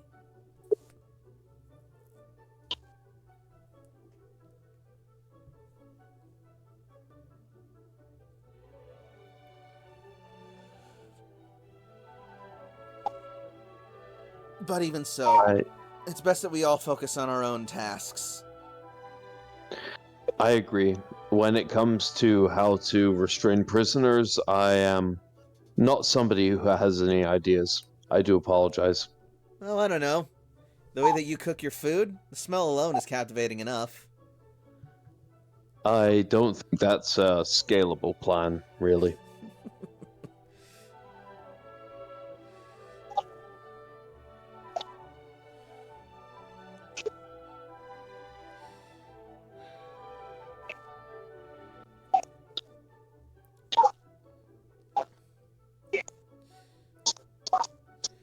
Cece's gonna look back and notice Sam sort of listening and honing in on the conversation. Oh, Sam.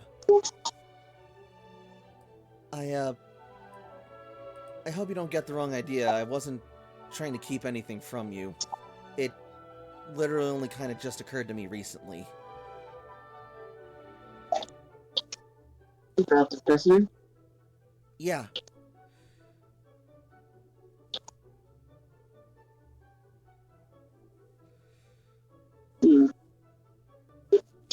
I don't hold it against you, but I would like to see him. I wasn't planning on protesting that by any means. Quite the opposite, actually, yeah. I figured you might, and it'll certainly give us something to do while we're there as well.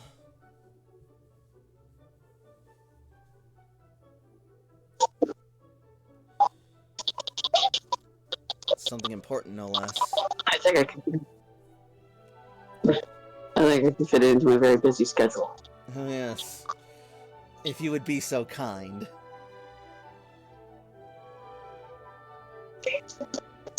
For you, I suppose. How considerate. I'll let Toshiko know you're being such a good boy. Do me a favor. Yeah? Go to the far end of the room and whisper a number. And then come back, and I want to try to guess it. Perception roll. that face.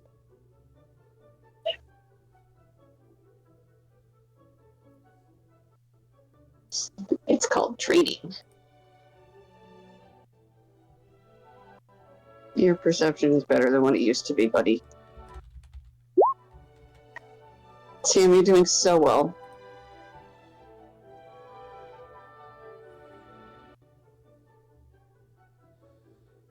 All right. Unfortunately, you're not able to hear the whisper.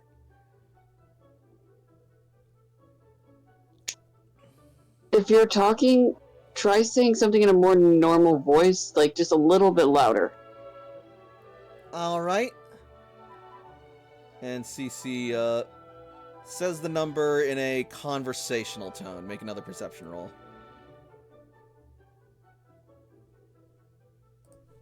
$12.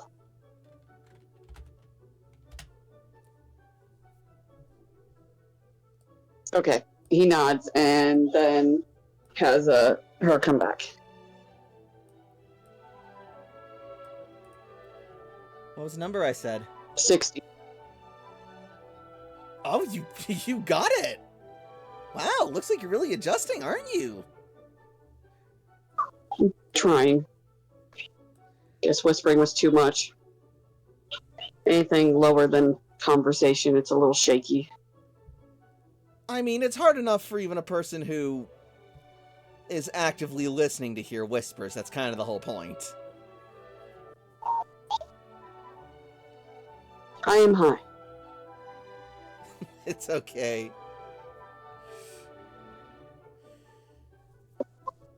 By the way, it takes 8 badges. I remember that. Yep. And we're gonna get all 8 one way or the other. Maybe not us specifically, Question. but we're all gonna do our part to get what we can. The question is, it doesn't matter what 8 we get, because with different regions, there's different badges. Does it have to be very specific ones? Well, considering we're locked into the Kanto region, we're probably not gonna be getting any of the Same. Johto badges. Probably not, but I'm thinking of the others. Well, the Pokemon Leagues are each attuned to their specific badges. Like, if you showed up in, say, Paldea with a full set of Kanto badges, that would not qualify you for the Pokemon League. I wouldn't hold any merit. I mean, they'd acknowledge you as a trainer, you'd be more than welcome to challenge the gyms, but, like, you would still have to challenge the gyms. Yeah. Well, it seems I still have a lot to research. No worries. I'm sure Sam is walking and talking with her. Yep. Well, actually, on the subject of research, since information is always a valuable thing, maybe while we're still here, you could check out some of the archives and see what we can learn about the Pokemon League and its history? What we don't already know? Yeah, that would be nice. All right. Think I might join you if that's all right. Well, that'd be most welcome. I'm not used to, seeing through Pokemon.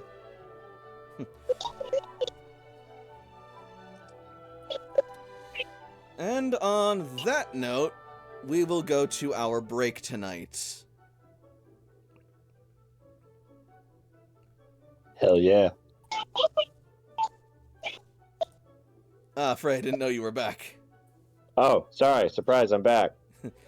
In any case, Garbage Frey! Jesus Frey! what do we all think of the game so far? Oh, nice. Why Good is there development. 60? That Sam, was the number CC whispered.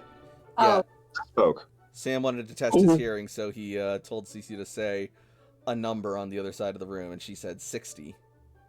got it. He's trying. Glad to see you're He's liking doing it so so far, well. Alchemist. I'm also liking the session as well. The evolution party was interesting. So many Pokemon. 9 Pokemon. Evolving at I think that's the once. most we've ever had. Oh yeah, absolutely. Just like All one in one go. Yeah, Dude. definitely. If this is what Mhm. like one gym battle is gonna do, imagine how much XP the ones in daycare are gonna get after the Brock battle. Ooh, Jesus. Indeed. Alright, And so then- I'm actually going to have to log off of Discord for a break, but I'll still be in text. So when everybody's back and everything, just shoot me a text either in Twitch or Discord. Okie Wonder dokie. Bar. And on that note, I will also say that we are going to be taking a brief break, but don't anybody go anywhere. We will be returning at an even 10. So, yeah, look forward to more Pokemon Rebuilders after the break. All right. Thank you, 10 after.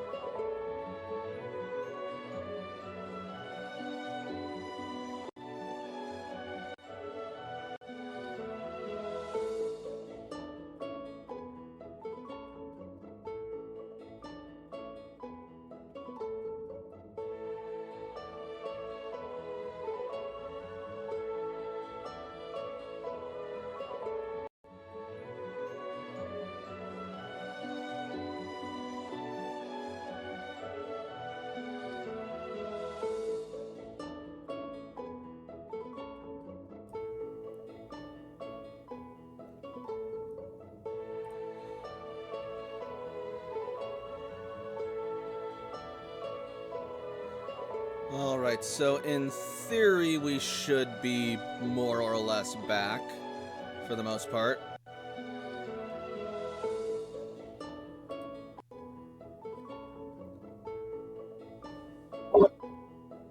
I agree. Sorry, say again? I said that I agree. Ah, awesome. Alright, yep. Alright, and the audio is still coming in fine for all parts.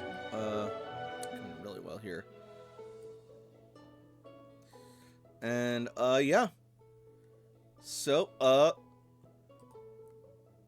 whilst we wait on Strider to return, we are going to open back up to Toshiko as she makes her way down toward Magenta and Chartreuse. Excuse me just a second.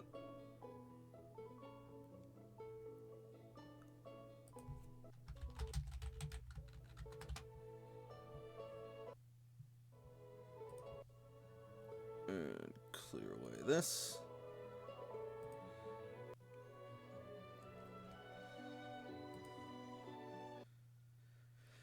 I really should have refreshed Roll20 in the break time, because it's doing the glitch again where it has the fucking... Anyway.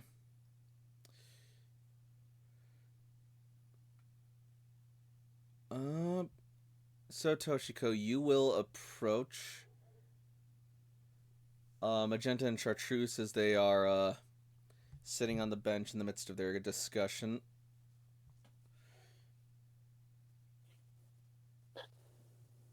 Just a second.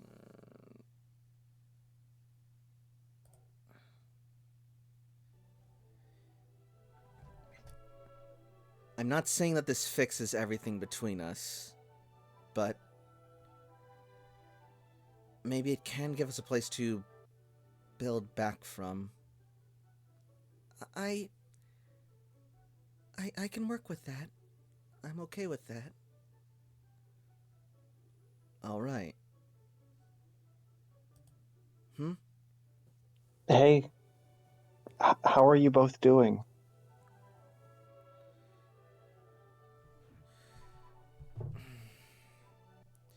We're recovering. Yeah. Well, I'll be okay. Where'd Layla So she's go? not. She and I think she and Ace were headed to the lab. Oh, Chartreuse, could I speak with you for a moment? me? So she nods. Sure. All right. I guess I'll catch you later, Magenta. Sure. Bye. And Magenta will excuse herself.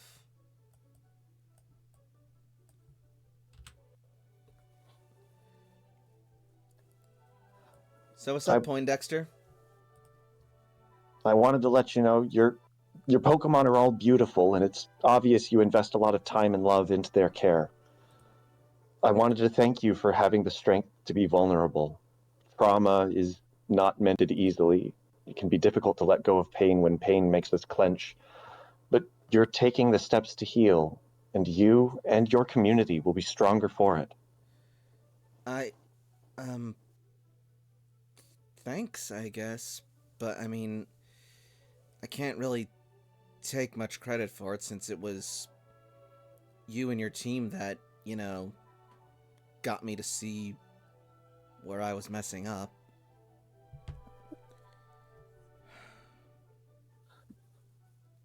Can I give you a hug?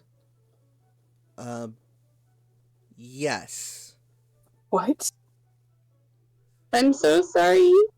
No, And- the fact that you came back just as Toshi was literally asking for a hug from almost a complete stranger, so this is just like, whoa, this is huge. Asking to give a hug. Even so! As you hug her, she is going to quietly ask you something, or quietly say, "Can I ask you something?" Of course. Do you think that we could ever find a way to fix her?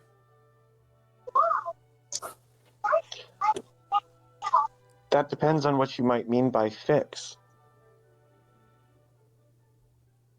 You know, make Magenta normal again. Well, Magenta has access to a source of power that she was not taught to wield and not. I don't think she'll ever be cut off from that power. And that doesn't have to be a bad thing. That power, if used well, can change the world. I have power of my own that I can tap into. I can help people with magic, with life. And hers is a little more volatile of an energy than mine. But it's a blessing, not a curse. Yeah, well, excuse me if I'm not exactly seeing the blessed side of it just yet. Yeah, I understand. Sorry, I'm not trying to come off as, like, hateful or anything. It's just... You have carried a lot of pain. Don't you think it's a little messed up that someone as young as her would be just suddenly given such destructive power and then just forced to deal with it? I mean, look what it did to us. What it did to me.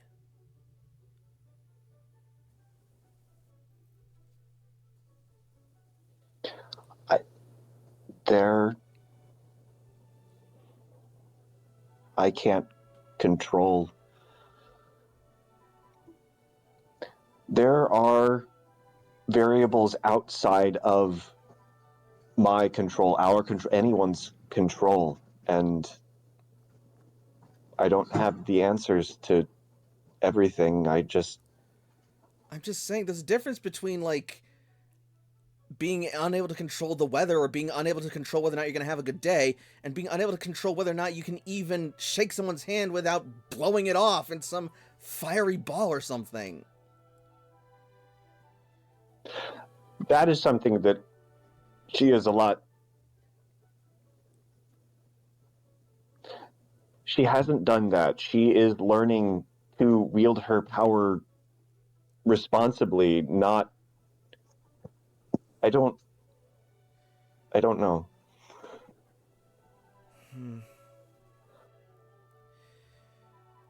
Well, if this is going to be the new her for the long haul, then I guess the least I can do is make sure she doesn't get into trouble.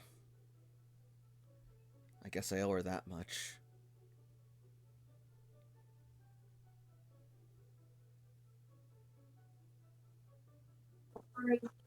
Toshi will kind of smile awkwardly.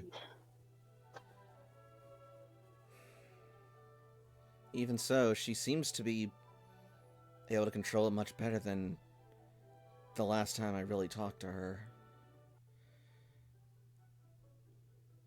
I don't know what you guys did, but it's working. Well, we brought her with us to the Red Steel fight, and power can be forged in facing tense situations and protecting friends. She was really helpful in that fight.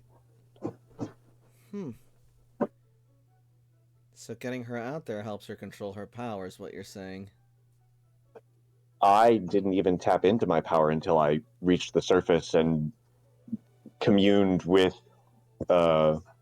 We were staying the night at the Jolteon tribe. Toshi would know. I think that was in It was either the Leafeon gym, the Leafeon Poke Center, or the Jolteon gym, whichever it was. Right. It has been some time. Good to know. All right, well, I think you just gave me an idea. Oh, I'll talk to you later, Toshiko. Oh, okay. Do you want my number? Do you have means of? She's gonna stop. Oh! You know what? That's probably a good idea. Let's exchange digits. And she will give you her Pokegear number. and Toshi texts her so she can have Toshi's. Add another one to the polycule. What? Stop it! Shut up. I mean, did you not see that I wanted to stab her twice? I just saw that. Now then, if you'll excuse me, I need to see if I can't track down Leader Blue. I am so sorry. Have a good day. You too. The exception. So it seems And not then- all of the issues have been resolved between Magenta and Chartreuse, but Situations are complicated. We couldn't expect it to just be like, you can't slap a band-aid on trauma. yeah. But at least things are better than they were before, and it looks like things can recover. And Toshi tried thanking her, seeing that progress. Toshi's going to head to the lab, following Magenta to where Layla and Ace are.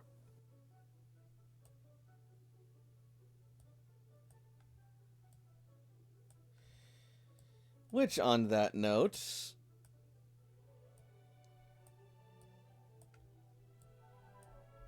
we will then cut over to the lab. There's explosions and sparks everywhere. AJ, what have you done? I tried. I love how we all just blame AJ. That's right, it's It probably does. Aaron. I mean, We're not blaming. We are giving credit. It does sound like everybody who is not currently at the AJ disaster zone is going there at this point in time. So I will join the group of people who are unlucky enough to be going to the disaster zone. Well, right now it's just going to be Layla and AJ arriving in the lab. Yeah, I hope they survive.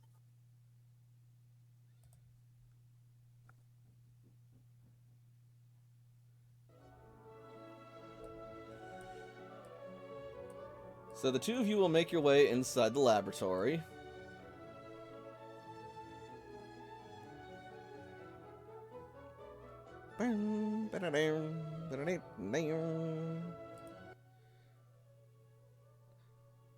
You'll see that the lab is in much more functional order than the last time you were here. People are no longer just lying on the ground unconscious. That is correct. As soon as I physically correct that. They're just napping. It's just the scheduled laboratory siesta. I forgot a drink and sauce with my order, and my friend corrected me. Like, are you sure? I don't have the brain cell. I don't know which one of you guys has it, but whoever it is, I need it for just half a minute. Not me. Jonathan, message it. I'm sending it your way. If I have it, I am currently using it to its full capacity. Oh no. Anyway. So, Layla and AJ, you are now in the laboratory. What do you wish to do? Well, we were trying to figure out. He's going to try to get a hold of it. Yes, Trying- AJ's trying to get a hold of Lance. Alright, that is going to be a technology education roll. Do I get a lower difficulty due to all the help that I've had along the way? I'll give you a +1, but that's it. But I've had at least 2 people help me. Okay. Oh, it's 22. Look at all those low rolls. It's a 4 and a 3 and a 2 and a 1 and a 2 and a 3 and a 2 and a 4. Wait a minute. Isn't that Popey? Can No. Popey help with that? Damn it. Popey's not a Rotom. You know what? I just... See, He this is could proof. be. This is proof that I don't have the brain cell. Is this proof I don't have the brain cell?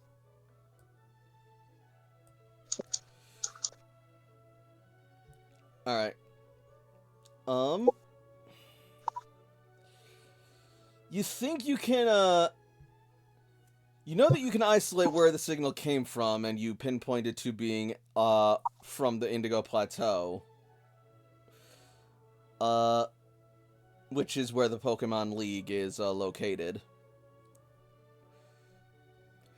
Patching into Lance's, phone from this location using your own Pokegear and the lab's resources is doable, but it is gonna take a hot minute. Do we got a hot minute, Layla? I think we do. Wait, define a hot minute.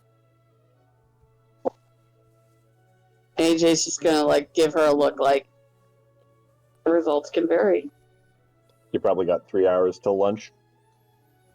Yeah, we got a hot minute. Alright, he's gonna start doing it. Alright.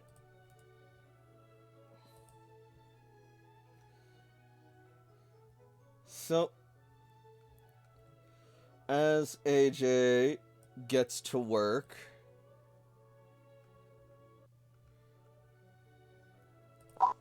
Toshiko will make her way inside, having now wrapped up her conversation with Chartreuse. That's all she wants. Weird, Magenta first, probably? I never said Magenta was going here. Oh, shit! Gasp. Toshi assumed. Toshi looks in, looks around, sees Magenta isn't there, and looks a little confused. What? What's up, Toshi? Oh, I thought... I was looking for Magenta. I told her you guys were here. Layla's gonna, send a text to Magenta saying, hey, sorry, we had to take care of this thing. We're in the lab. Where are you? Alright. She's going to reply back, I'm with Blue. Oh, okay. Oh, okay. Yeah, apparently she's with Blue. Oh, okay. Layla will text back just when you're done. Let me know. We can try and hang out before we leave. She texts back with You a should heart. ask her on a date.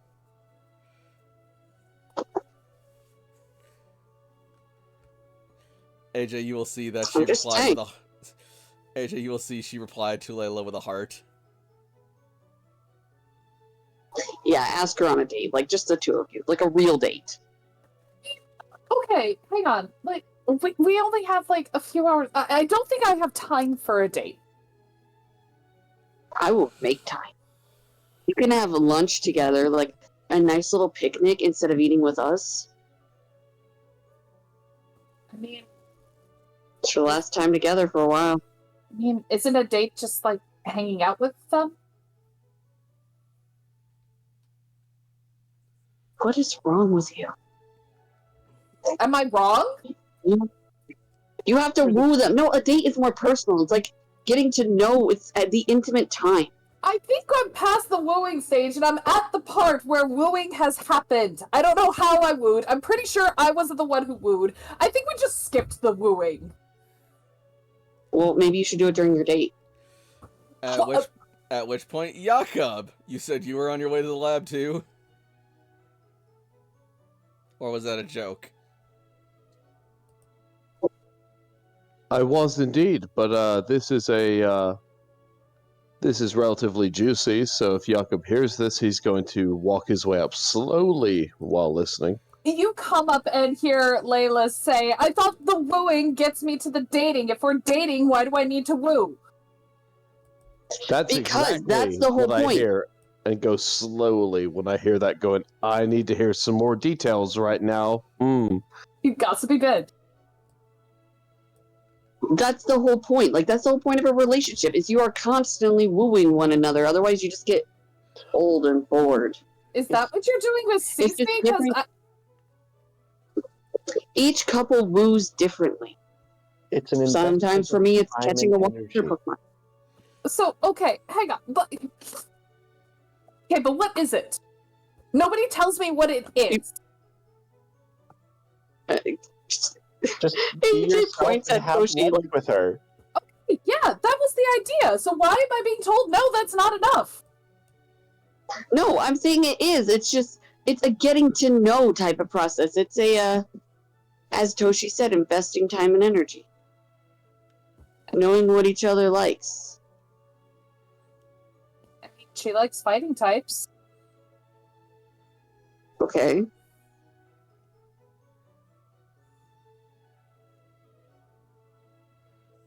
And then suddenly, Sam, the computer will ping. AJ? AJ, yes. AJ, the computer will ping. You got it. I got it.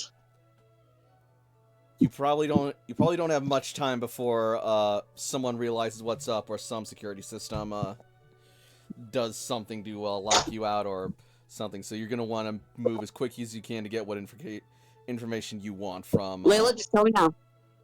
So, when I'm trying to talk to Maroon about, romantic things like you are no, trying to talk...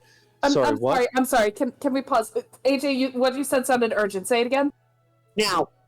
Okay, now what? Wait, what do you mean now? You Tell me guys were what you just said you were talking about your... Jakob, I love you. Shut up. AJ, what? Toshi takes Jakob. Tell me what you said to Lance now. I'm almost out of time. Oh, I do the message now? Yes, the computer's ready. Do it. Oh, God, okay, I'm gonna start everybody typing shut- for her. Everybody just shut up. Okay. This message is for Lance, champion of Kanto and Johto regions, overseer of the Indigo Plateau. We are Fire Team Charizard of the Red Cloister in Vermilion City. It is imperative you understand the contents of this message so you can appraise the situation with as much information as we can give you. Oh my god, this is stressing me out like out of character. Jesus Christ. If you please give us the opportunity, we would really would like to talk I really to you. want you to, guys, hold up. Like, seriously, I need a pause. Because Jesus Christ. that is We'll kind of stop stressing me at- out a little Let's bit. stop Like, at just, 4. whew. Let's stop at 4. Okay, Please press pound to delete your Guys, voicemail and re-record your beep, voicemail. beep, please. Guys, beep, beep. Okay, like, Jesus Christ. Is that, okay, what is that countdown, like, is that countdown actually happening? Yes. God damn it, I had a whole fucking thing happening ahead of time. God. Okay. Okay. You know what? All right. AJ? This is the first message. AJ? Hey. This is the first message. He can respond, and then we can get your message. AJ? Make me another tech ed roll. Oh, fuck me. I'm gonna try Layla with that +1. I'm gonna make it a +2 since you're in the system now. It's like I'm not hearing no. Oh, that's better. All right, That you is real bump, nice. All right, you bought yourself some more time. Oh, fuck, dude. Whoa. How much more? The countdown begins at 10 again. How about you don't worry about that and you just worry about getting out what you want to get out?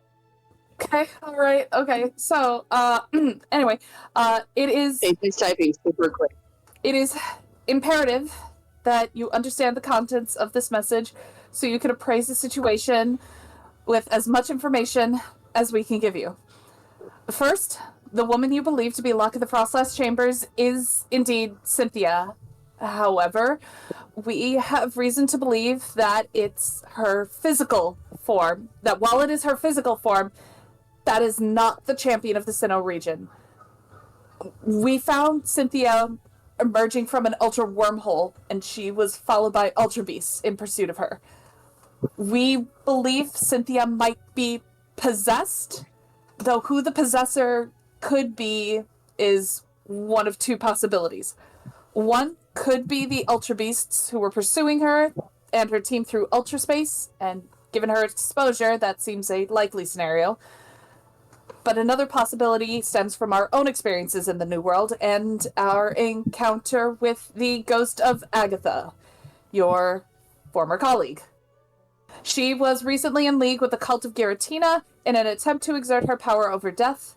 At this time, we are uncertain which scenario is more likely.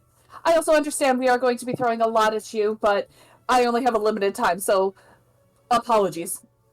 However, this brings me to the second point. In your message, you said the Rebuilders were compromised, and we can only assume you meant Cynthia's coup when you made that statement. While you're correct in thinking that the Rebuilders are compromised, it's not because of her. The Rebuilders, mostly those from Yellow Cloister and Saffron, have been usurped by a company known as Spectrum. They claimed to be helping the Rebuilders reclaim the world through their vast resources and technology. However, we have recently discovered that this is a front for the organization known as Team Satellite, the rebranded identity of the criminal organization formerly known as Team Rocket. At Green Cloister and Viridian, we found a message from Giovanni himself addressing someone known as Silver, detailing how Team Rocket survived the century and has infiltrated the Rebuilders as Spectrum. They have since been trying to take over operations and make the world in their own image. They are openly hostile to outside tribes and Pokemon, constantly oppressing and assaulting their own people, and even creating terrible technologies such as Project Geneset and the Dark Ball. Please understand, this goes against everything the Rebuilders stand for. Since our emergent as Fireteam Charizard 3 months ago, we've done everything in our power to form bonds with the Old Worlders, the people and Pokemon that have endured and survived on the surface while we remain below. We want to do everything in our power to stop Team Spectrum and Team Satellite, but we still need your help to do it. We acknowledge that the threat you face both inside and outside of Indigo Plateau. Therefore, we've resolved to prove our worth to you as Rebuilders. When we come through Victory Road, we will have the 8 badges needed to show you our conviction to the Rebuilders' mission. If you still wish for us to challenge yourself and the Elite Four as well, then so be it. But we hope in doing so, you will see that while the Rebuilders have been wounded, we are not broken. We still believe in a better world for all of us. Until then, hold out for as long as you can. We will try to make it to you soon. The other cloisters are eager to reconnect with you. Also, please be careful going outside because based on observations, Victory Road seems to be plagued with Dynamax energy, causing a disturbing amount of Dynamax and Gigantamax Pokemon. So, Lance, please be safe. We're on our way to support you. Oh, okay, AG. Send? Where's the send button? He sends. Question, was this a text message or a video recorded message? It was intended to be a video recorded message. Alright, cool. Please let her get the AJ. Did you Yes. send it? No, Oh, absolutely. I think all of that chaos before and afterwards is included in the message. Yep. Lance is gonna be so Absolutely. confused. Like, that was elegant. Like, do not cut a single second of that shit at all. Alright, then in that case, Layla, I want you to make me a command roll.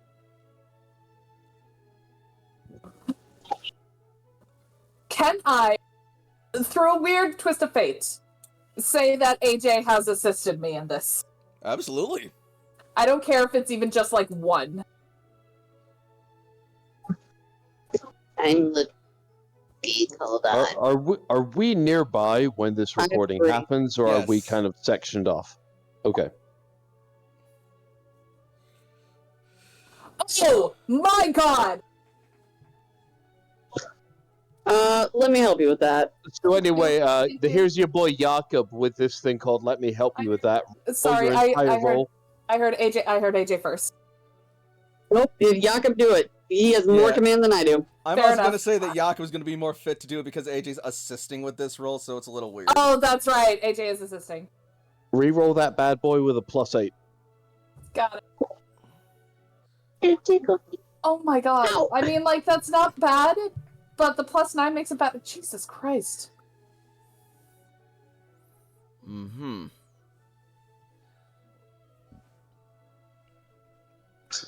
All right.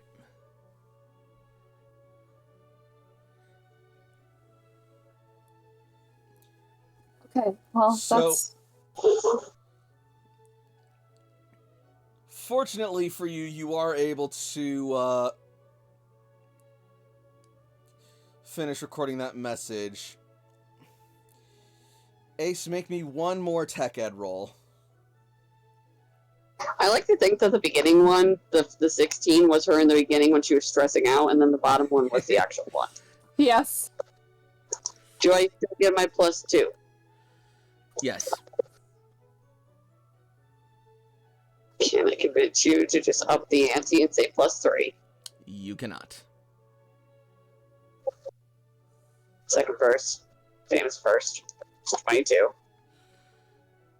All right.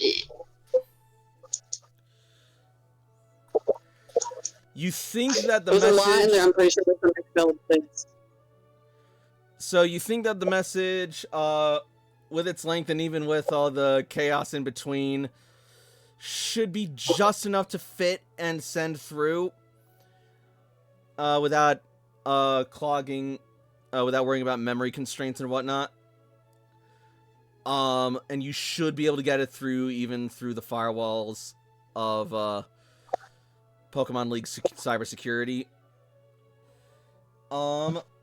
That said, you could also potentially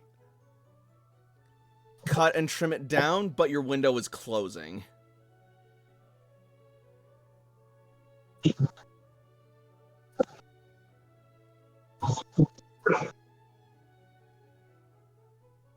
I could potentially do worse with that.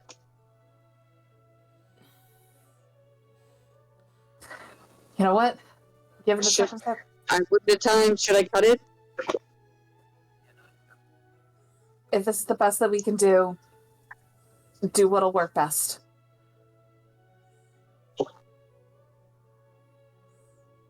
I mean, if he's going to meet us, he's got to know us in all our glory. AJ's going to send it. Unfitted. All right. The message is sent right before you are blocked out of the. I mean, it actually doesn't even work that way. The message is sent. You have Lance's number, so if he responds, he responds. But there's also a chance he may disregard it and block you. Fuck me. I mean, to be fair, he might want to after a while. That... Oh my god, that was... Oh. Fuck. So, do you want your hero? Oh shit, I have to go. Hurry. What? It's all good. Boy. Oh, fuck, that was like... Okay. Okay, well, you know what? We're not gonna know until, like, we hear something or don't hear anything, so... what's done is done.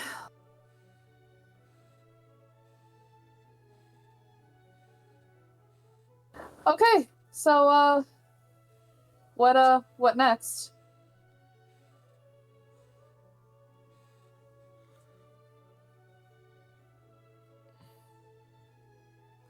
Jakob, Toshi?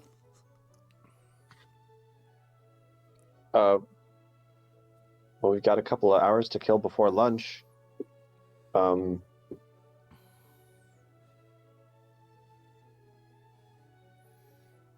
If we need to just like cut to lunch because we can't think of anything to do, like we can just do that.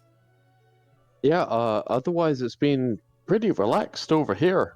Yeah. Which seems like some kind of terrible juxtaposition. I'm sorry. Yeah, you guys didn't have to just fucking talk to Churro and be all nervous and shit. I don't know. I've been doing a lot of talking today. It's been a little nerve-wracking.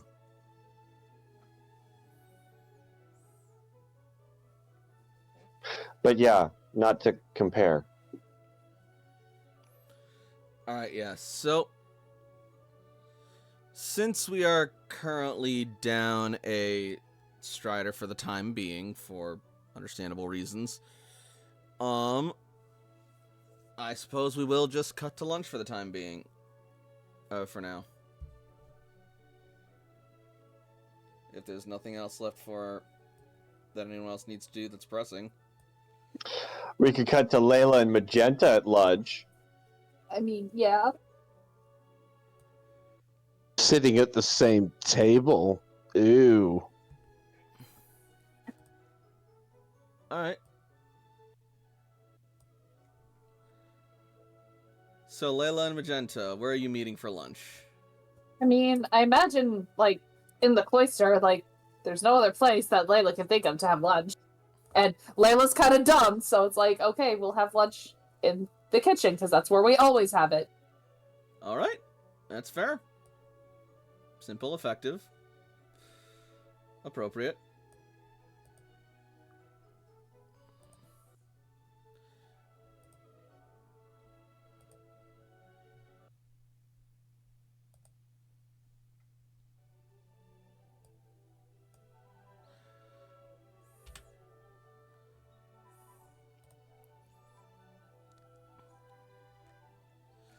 Then, in that case,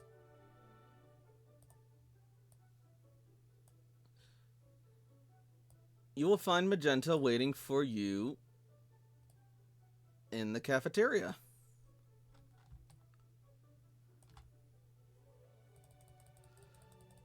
Oh god, is Layla just going there alone? I thought we were all going. I thought this was a date. Layla doesn't know what a date is. She doesn't know how to make a date. I mean, Jakob is more than happy to go there and eat, but he is not cooking. He is not here for that. He is just going to be in line with everybody else, probably next to Toshi, probably several people back, so he can watch the two of you. Yeah, Toshi is shooing people away from Magenta and Layla to let them have their lunch alone. Beautiful. We'll go sit over here. Yeah, Jakob and Toshi are close enough to observe, but we don't want to really be involved. You know, that would just be rude. I imagine, like, they all go to the cafeteria together, but everybody else just, like, leaves Layla and Magenta alone, and Layla doesn't notice for a while. Yeah, this is classic high school 100%. movie. It's 100% classic high school movie.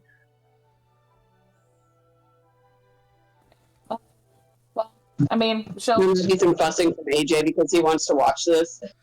Oh no, you can still you can still absolutely watch it. It's just like everybody went into the kitchen or into the cafeteria, but instead of sitting down at the table with Layla, they sat like 3 tables back and are just watching.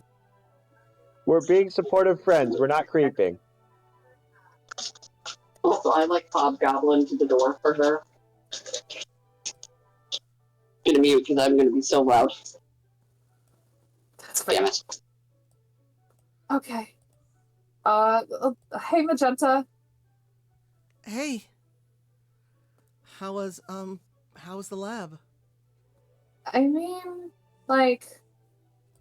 you know, like trying to send a message to Lance. I mean, you try sending that to somebody who you've admired for decades and not try to freak out. No, I know all about the anxieties of trying to talk to somebody you admire. And she's just gonna like blush cherryberry red. Yeah, yeah, that was nerve-wracking.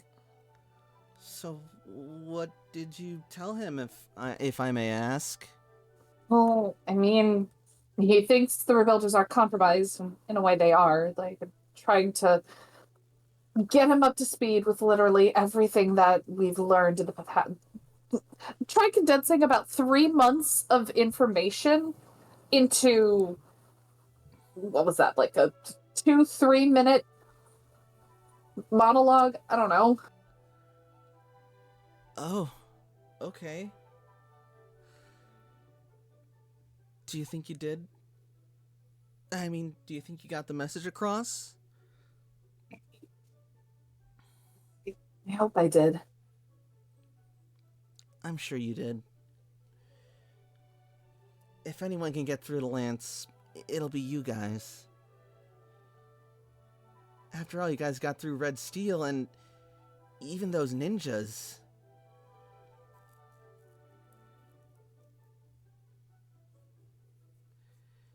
Which, Yeah. I'm still kind of surprised it's a thing, not gonna lie.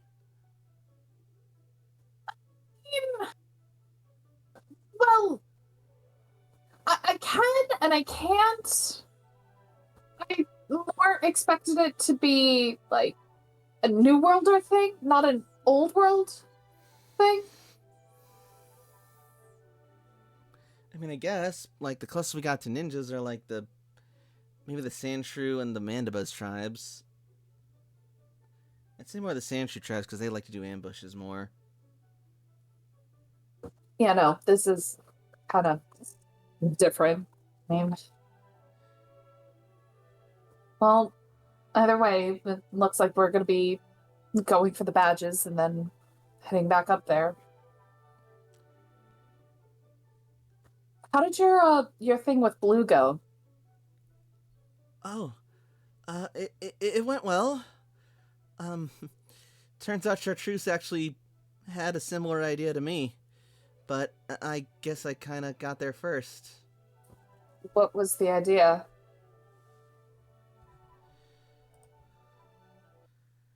She is going to shut her eyes and take a deep breath. I've come to a decision. Yeah?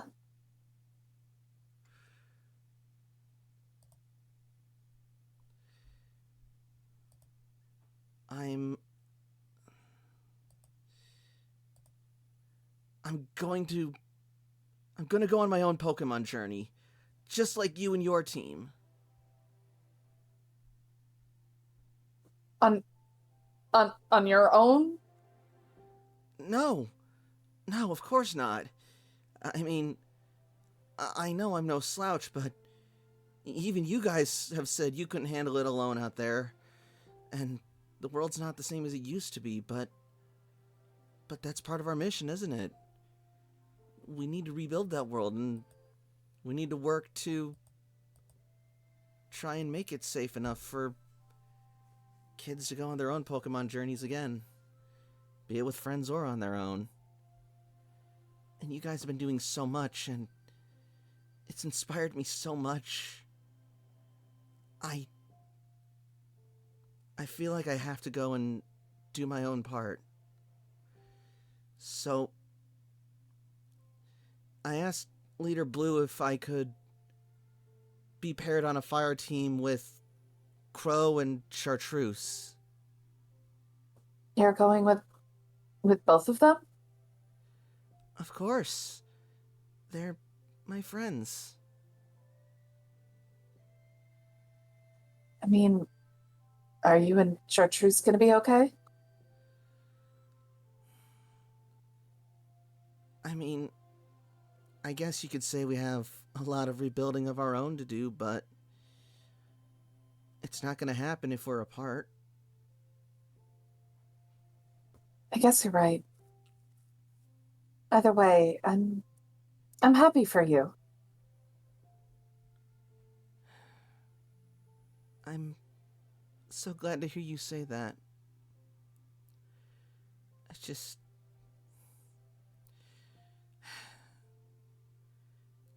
I wish it didn't mean that we had to go our own separate ways, too. Well, I mean, She's gonna where are reach you out and gonna take go? your hand. Layla will let her.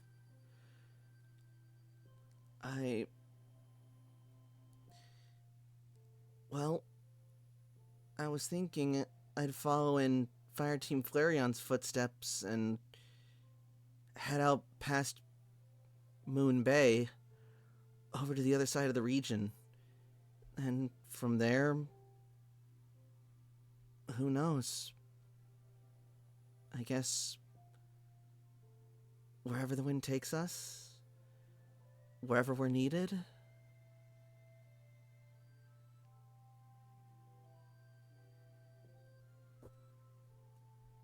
I think you'll like Cerulean City. I think you'll really like the Dragonite tribe there. They're amazing. Especially the chief. You'll have to let him know I'm coming. And if you head to Vermilion City, like, you are always welcome in Red Cloister. Thank you. I appreciate it. Layla... I mean, it's not like this, but you know, we have our own, like, we have a communal garden that's up top, and I mean, there's some things that are similar, but I think you'd like it. Layla, be honest. Do you really think I'm ready to handle it out there? Without you guys? Without us? Yeah. I mean, we... Don't get me wrong. I would like to go with you. I want to be there and watch you grow. I want to watch Mincemeat evolve, and I want to see you be so happy to see all of the amazing progress you've made. I want to see you kick ass and take fucking names. And I'm a little sad that I won't get to see that. But I know Crow believes in you. And I know if you can patch things up with Chartreuse, maybe you can do even better. But I do know that whatever team you're on, I think you'll make it.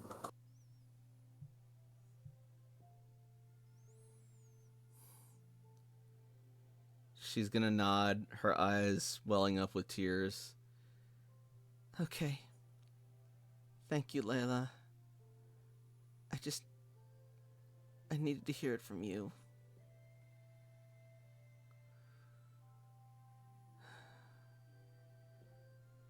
And I know you guys will get the badges and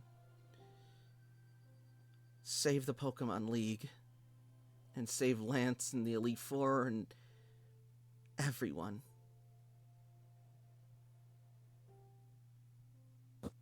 Like I said, we can't do it alone. It's not just up to us. I mean,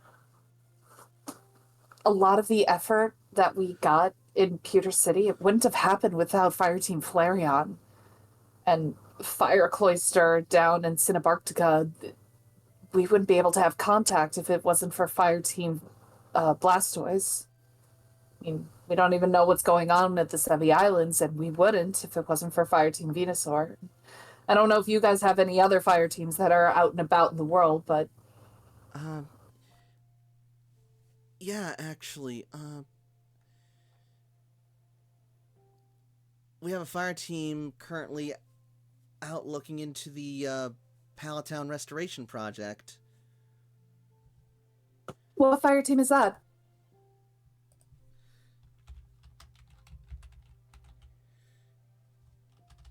Just a second.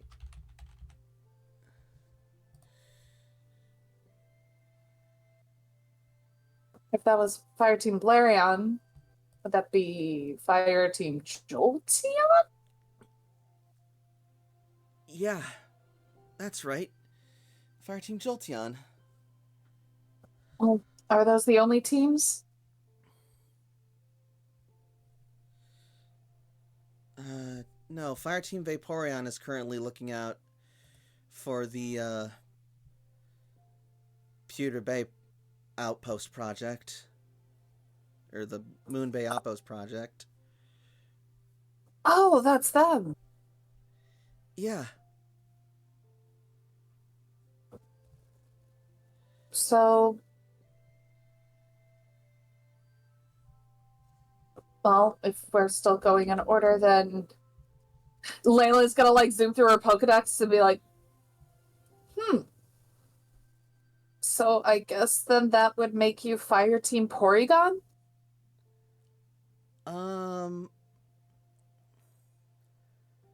Actually, Blue likes to code the fire teams off of the evolutions, rather. So, more likely, I'd be Fire Team Espeon.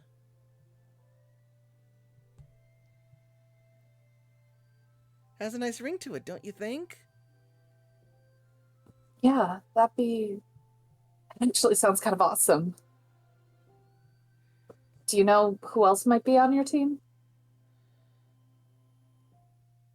No. I can't say I have any idea on who else Blue might see fit to include. Honestly, I thought it would just be the three of us. But... Oh, no. No. You don't want less than 5. Yeah. Like, I have, don't get me wrong, I have faith in you, but even that is risky. So, at least 5. Blue said something similar. So, I guess I'll see who else he has in mind.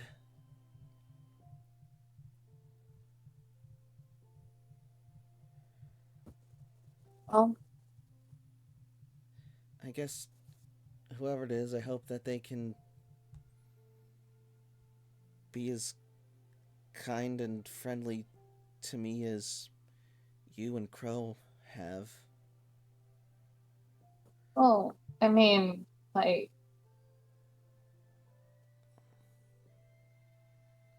even if they're not, if they push you to be better, if they support you, then that's important. That's what really makes a good team. Yeah. Wait! Actually, I might have an idea. Oh, really? Well, I mean, I guess it doesn't exactly narrow it down, but Blue did say that this would be an opportunity for him to try and create a sort of amalgamated unit between the Rebuilders and the Pokemon Rangers, so I think we might be getting some Pokemon Rangers to fill in the missing gaps in our team. That would actually be a really good idea. I mean, the Pokemon Rangers have basically been trained to deal with, the wildlife and everything, and they are very good at understanding how Pokemon work. Can I tell you a secret, Layla? I mean, sure. She's gonna lean in and she's gonna whisper, I hope I get the Pokemon Ranger with the furfrou. It's really cute. Oh, I didn't get a chance to see her in action, but she that, like, the cute ones are always the most badass ones. I can't explain why. Like, Eris, like, she looks cute, but Jesus, when she gets mad, she is dangerous. So I imagine that Furfrou is going to kick fucking ass.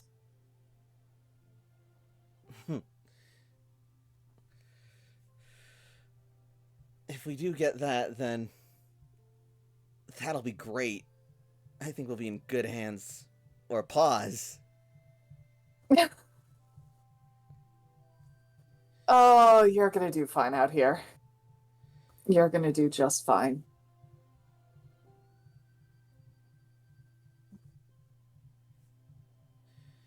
And with that,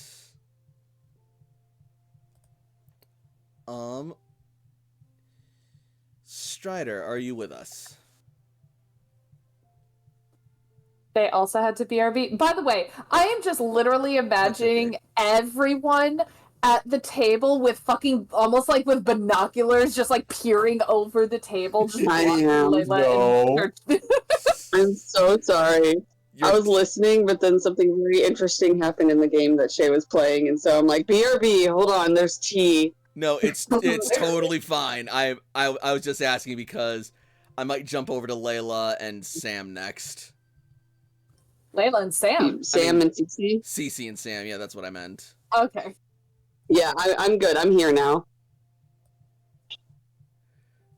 Don't mind me just stuffing my face and having game tea. Okay. I can learn about it later. All right. So As my wife, you are legally bound to tell me about this tea that I'm missing. No, I will tell you. Okay. I'll give you every detail. Thank you. Also, I need more water. Can you grab me some more water?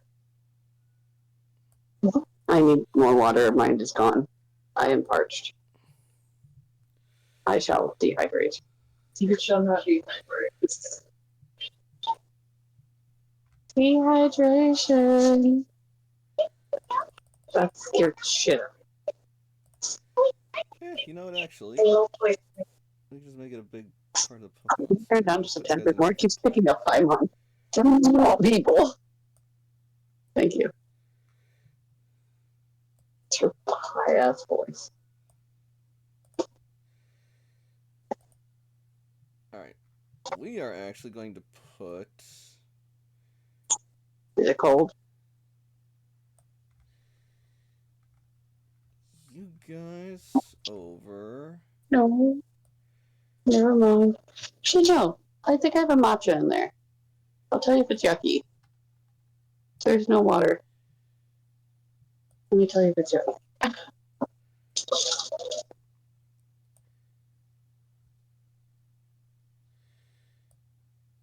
Yeah, we are gonna put you guys over here.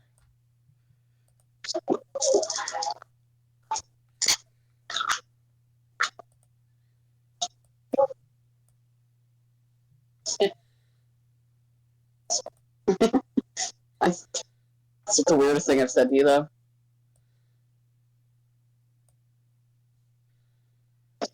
It's not the worst thing I made you smell. And Houndini. I keep forgetting that we're on air. I'm so sorry, guys. It's totally fine. This has just been amazing. I've come to expect it.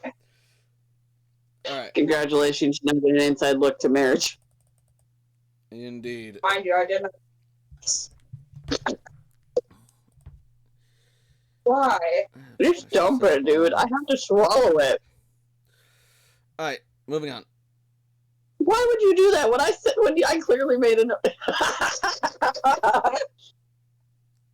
Okay. You fucking dump it. No, you dump it, dude.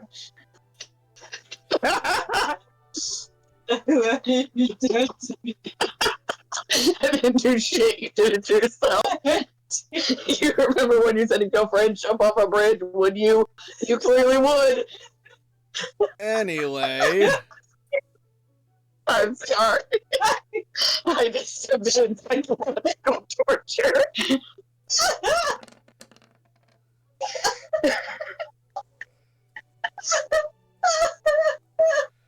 Oh, that was the wrong thing. She's not okay. All right. As you set up, I'm going to give you like 2 seconds to breathe.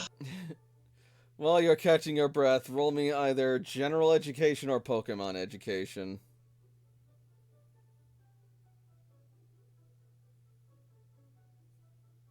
Sam's terrible at both of those. I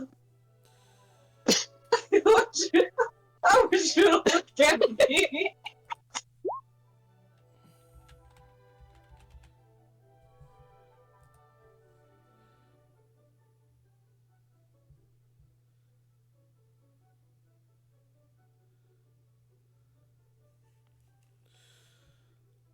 All right.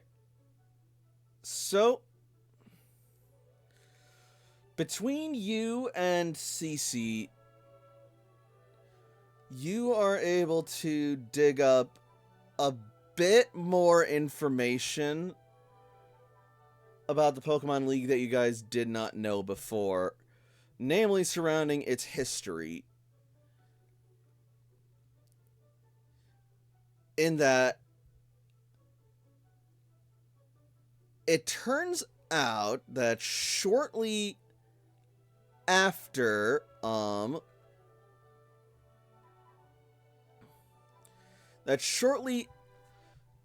the ascension of Red to the position of champion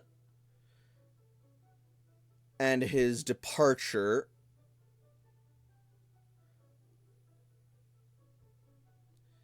there was another contender through the Kanto region who fought their way through the Pokemon League Gym Challenge and made their way to the Indigo Plateau and went all the way, in a tale that almost parallels Red and Blue's.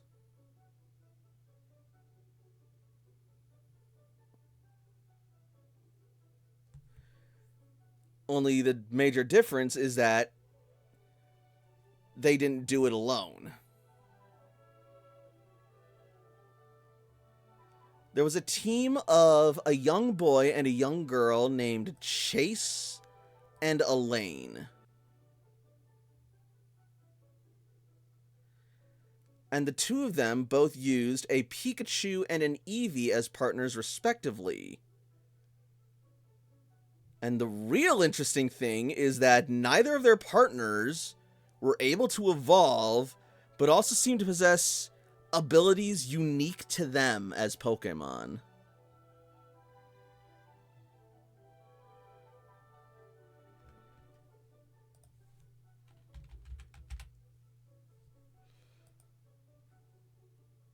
I'm using, I almost said Groudon. That's wrong. What am I using to read? Am I using CC? Yep, CC and your Pokegear. Okay. With headphones. Well, yeah. No, everybody here in this whole cloister area, they should hear exactly what we're researching. I'm gonna be that asshole. Your fucking AI is reading it out loud. You have like text to speech, but it's in the Alan Rickman voice. Yes. He reads me bedtime stories at night.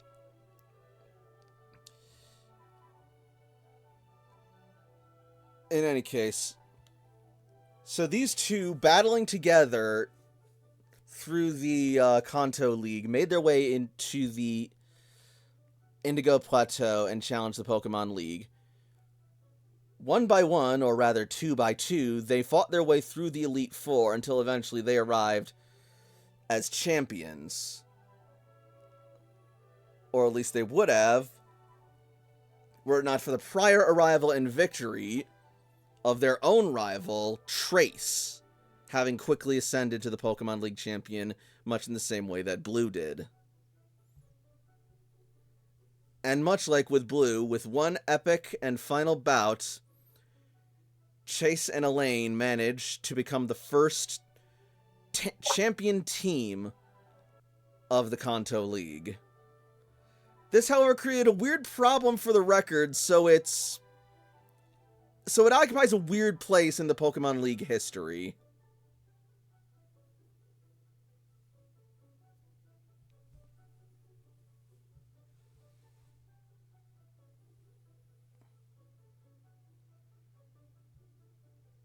And then sometime after that, they also either moved on or stepped down, and Lance ascended to the spot of champion.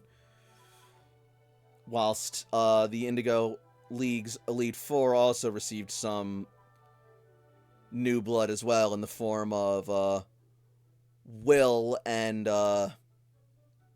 Karen. Sam's gonna perk up at hearing Karen.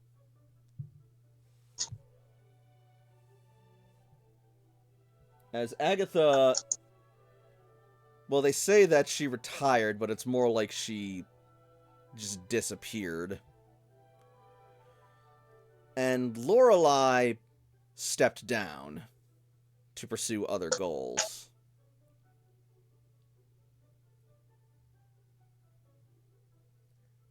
And returned to her home on the Sevi Islands. Oh shit, Sevi Islands.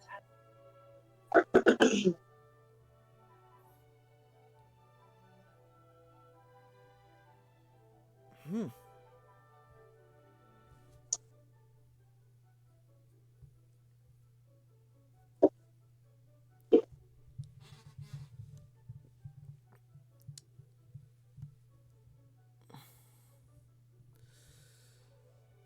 Interesting. So it looks like we actually do have some team options technically available to us as well. That is, if we want to follow league rules.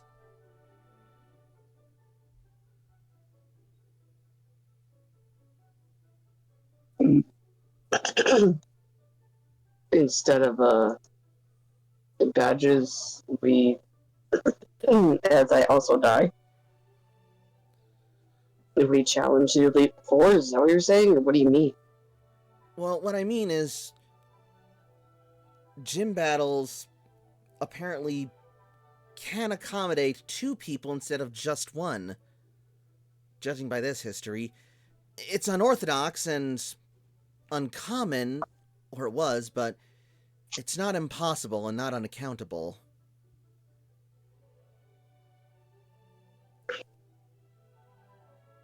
So it looks Make like things a little faster too, probably. Yep. And also, apparently, it would require us to split our Pokemon team down the middle. Namely, both parties challenging would each use 3 Pokemon, while the gym leader would use a full team of 6. Still, it's an option for things. And the fact that it carries over to the Elite Four, even more so.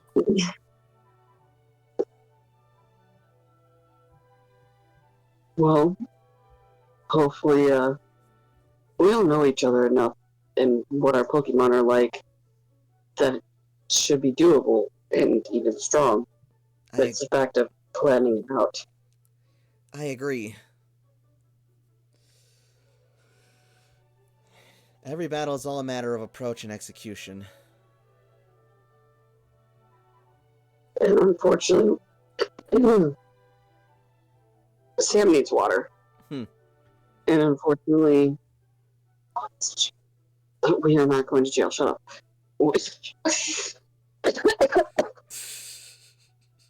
We don't have the advantage of drink your clown juice. I like to think he's talking to Houdini as he says this, who's just being fidgety. Yeah. Down. Behave. And unfortunately, we don't have the advantage of knowing our opponent like that, or at least being able to study it. Well, we do have a small advantage in that regard. Look here. We already know that Bruno is a fighting type ace, and we know Koga is a poison ace. Karen's dark type. Right. And it says here that Will is a master of psychic types. Interesting that the League kind of doubles up on a type base in that way. I wonder how he'll differ from Sabrina, if at all.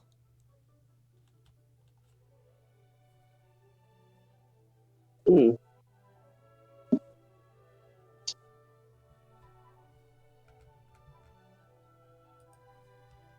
I'm still stuck. I keep thinking, what if things go south? Then we adapt.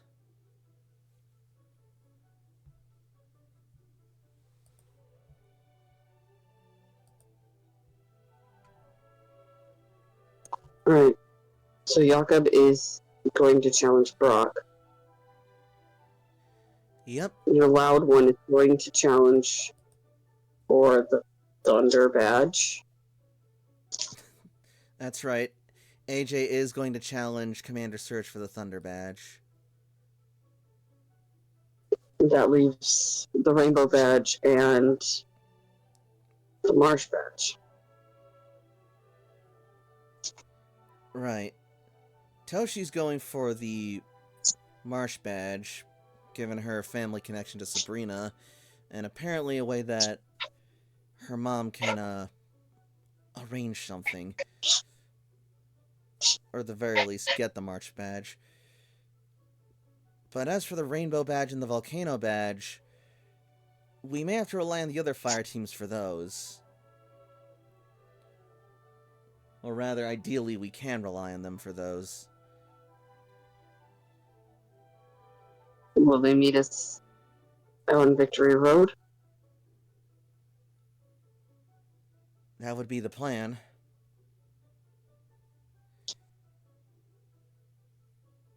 Which honestly still works out. Because, well, we all need to go to the Pokemon League eventually to access the supplies for the rebuilders. Mm-hmm.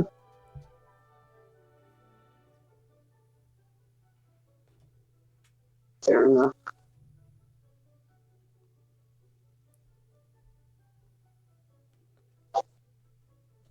So, then why are we messaging late? So that way he's prepared? Well, in a manner of speaking, I guess so.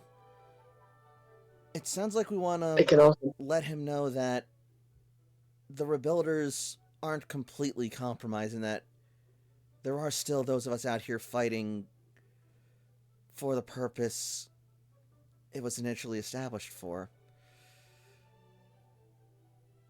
We also got to think about it this way, Cece. If it is compromised there, or if he does still see us as a threat, he could raise his defenses. Trust me, you're not alone in thinking of that possibility, but if we don't reach out and try and extend a small olive branch, then we'll likely just be seen as enemies showing up trying to take things back as it is. At least this way, we're doing everything we can to let Lance know that the rebuilders are still committed to their mission. The same one that he was.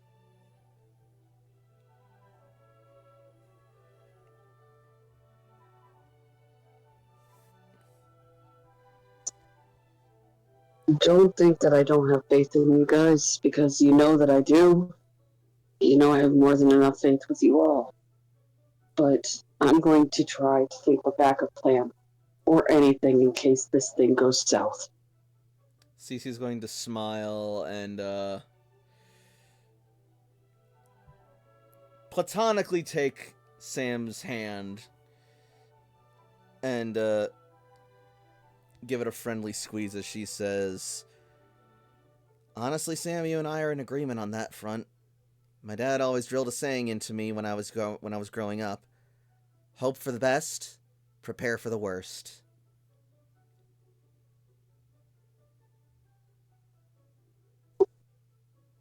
That's a better saying than what I grew up with.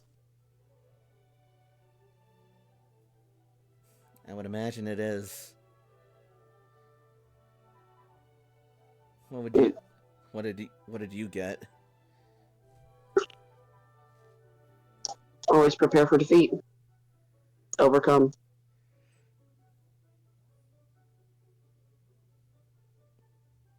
Yeah, I like mine a little better.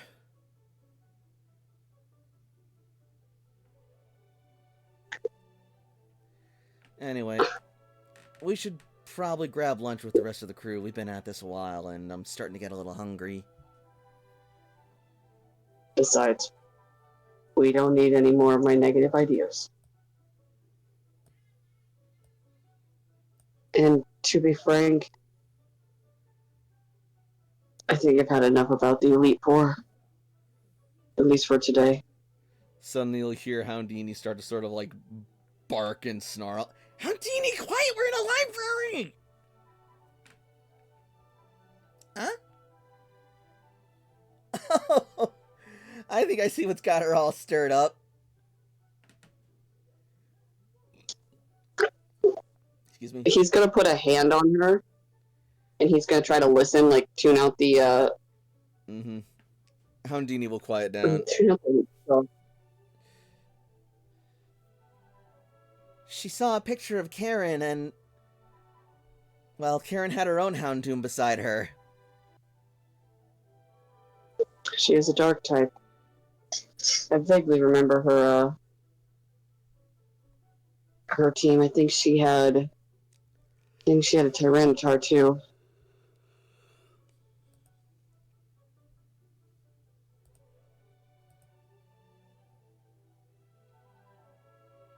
I guess we'll have to find out. Pierce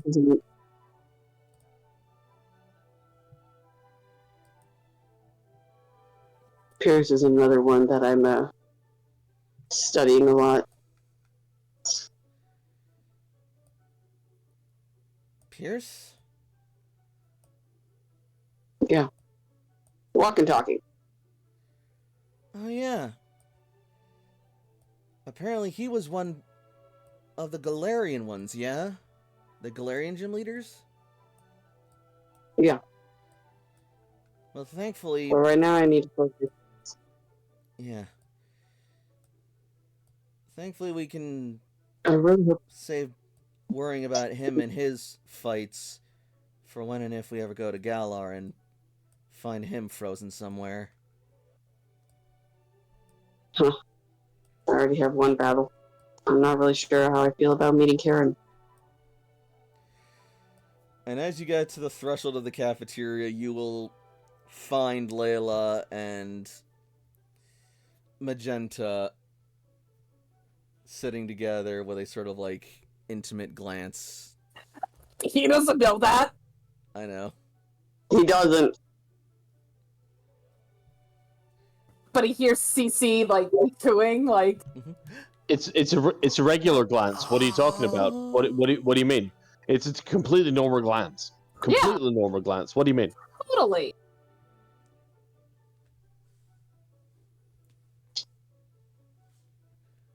Where's everyone else?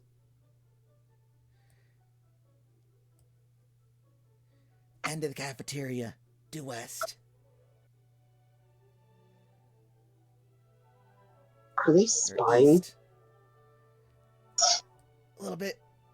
We got lovebirds at 5 o'clock.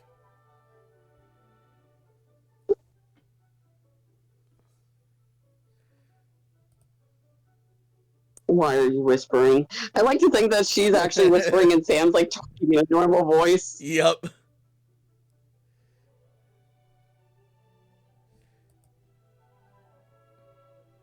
Hey everyone. Oh, hey CC. Hey Sam. Hello, Layla. How's your blind training going? I have discovered that audiobooks are a thing.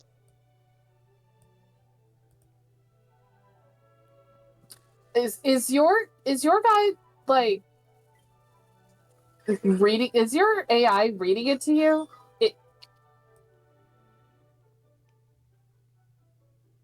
Doesn't yours? I mean, yes. I don't know. There's something about him just like, doing everything in that voice.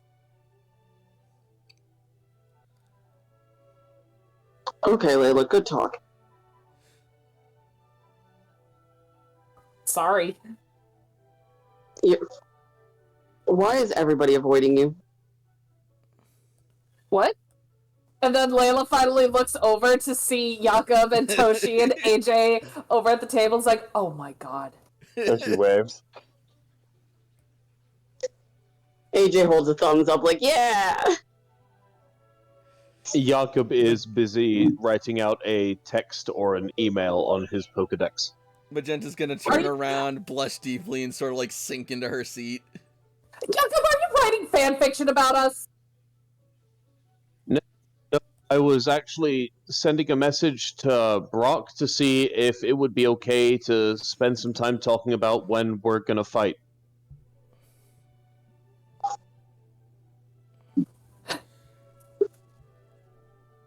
Jakob, you're terrible at technology. What? Were you guys, like, spying on us?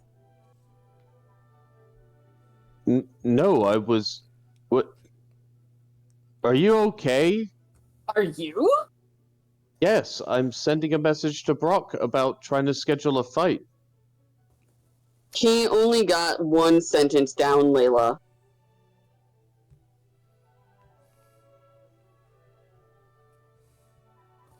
Layla just kind of blinks at them. I mean, I'm glad that you think your relationship's that important, but I don't spend time thinking about it like that. I'm sorry. I've been eating lunch and listening to lectures. Yeah, other people have different things going on. I'm unsupervised.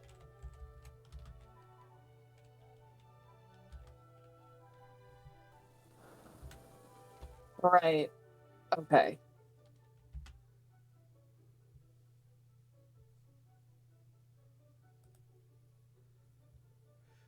Layla, Yes? your Pokegear will ping. Weird. Okay. She checks it. It's a message from an unknown number.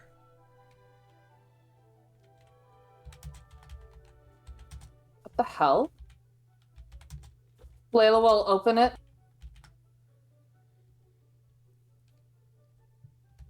It is a very brief and cryptic message. Find Lorelei, then we'll talk.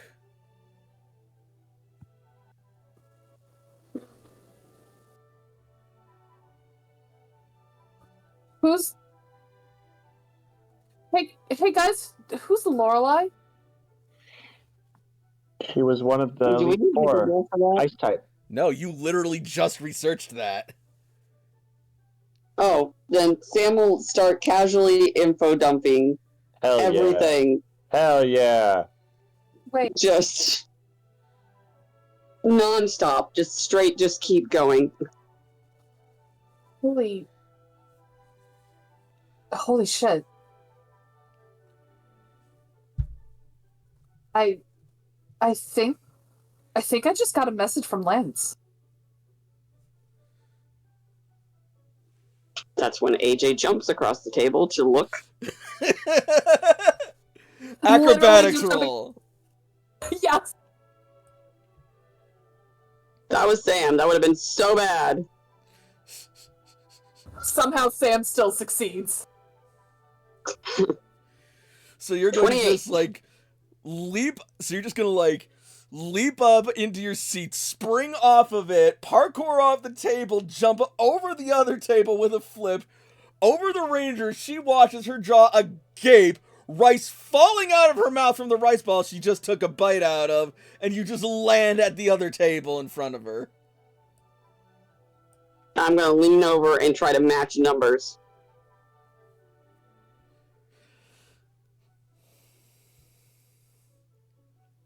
Yep. It's Is it Lance. Lance's? It is. It's Lance's number. That's definitely Lance. He got a hold of you. Did you just jump over the fucking table? Yeah. Oh, that's child's play. You should see what else I could do. Whoa. How did Yeah. they train you over in Vermilion? That's not training, that's just AJ.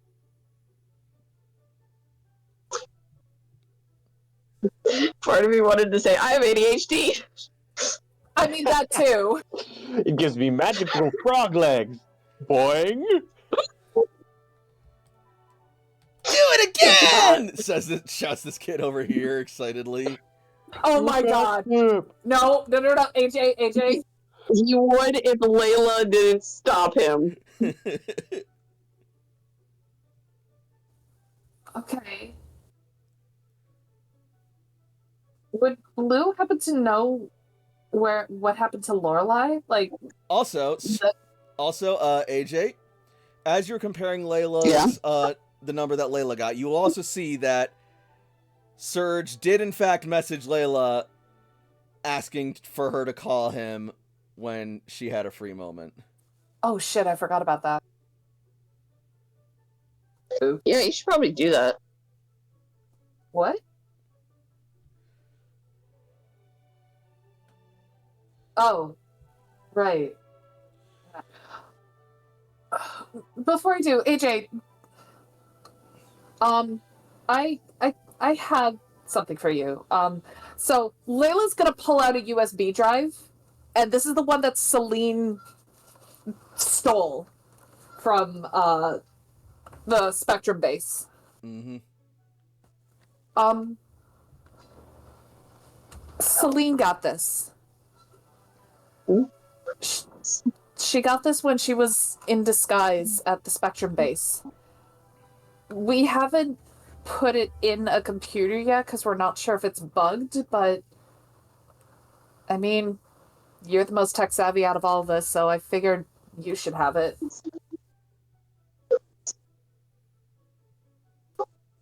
AJ will take it and look it over. Tech Ed.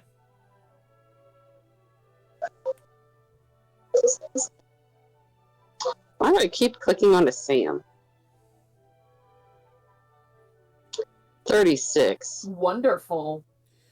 Okay, so, you're very happy to hear that they have not put this into a computer yet. Because putting random USB drives into computers is a recipe for disaster. That's terrible, OPSEC. So, that said, it's also not it's also not a bad idea to try and swap intel through any sources you can find them on. But in any case, to safely check this, you're probably going to want some sort of expendable unit or sacrificial Marip laptop of sorts. For where if it is a virus, it's on a source that's completely disconnected from any sort of, vulnerable or, classified important information or sensitive information. And if it does, completely fuck the system, it's not going to actually, destroy anything valuable. Something off the network. So, I'm gonna need a dump computer or something like that. Something that basically it won't fry and it won't, hack into. Okay.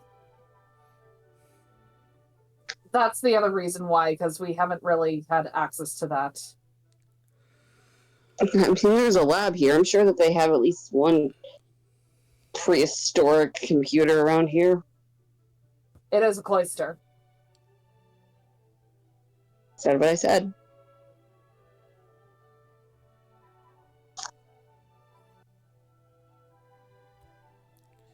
Jakob, have you actually been typing a message to Brock?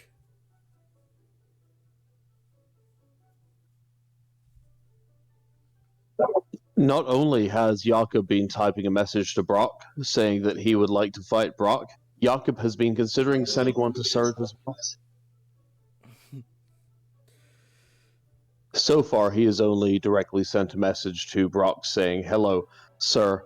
I respect your position as the gym leader for this community. However, it has become behooved upon me as part of my community that I must challenge you for your gym badge. Would you like to schedule a time that we may partake in combat?" Brock will respond saying, "I understand. In that case, please feel free to stop by the Pewter City Gym at any point. My schedule is open and I will be waiting eagerly." Oh, that's an open invitation. I like that. That means we can do that pretty much any time. Okay, that's good. Jakob is still going to consider sending a message to Surge, just in case, though he is not the primary person who we would want to have as the fighter against Surge, let's say.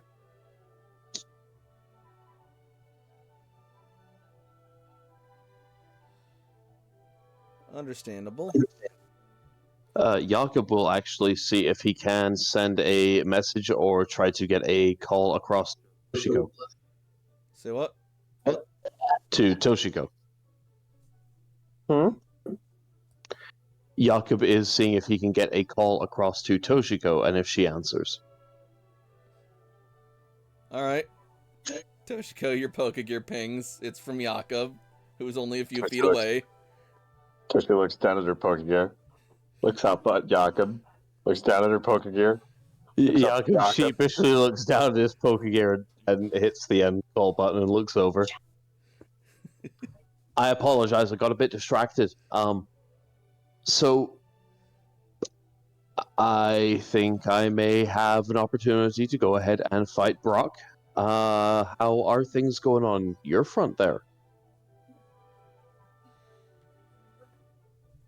Good.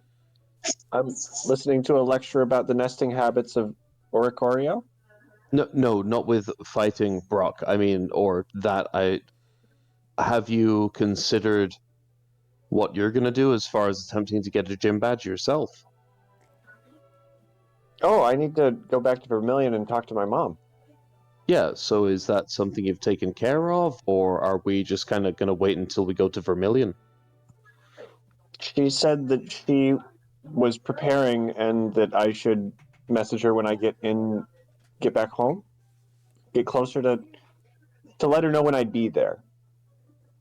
Okay, so that actually sounds kind of similar, like with myself and Brock, a kind of an open invitation. I understand. That kind of puts a lot of pressure on yourself, or at least I feel like it puts a lot of pressure on me when he approaches it that way. Oh? It shows a great certainty and a great confidence from his part to say, "I'm ready to go at any time, any place."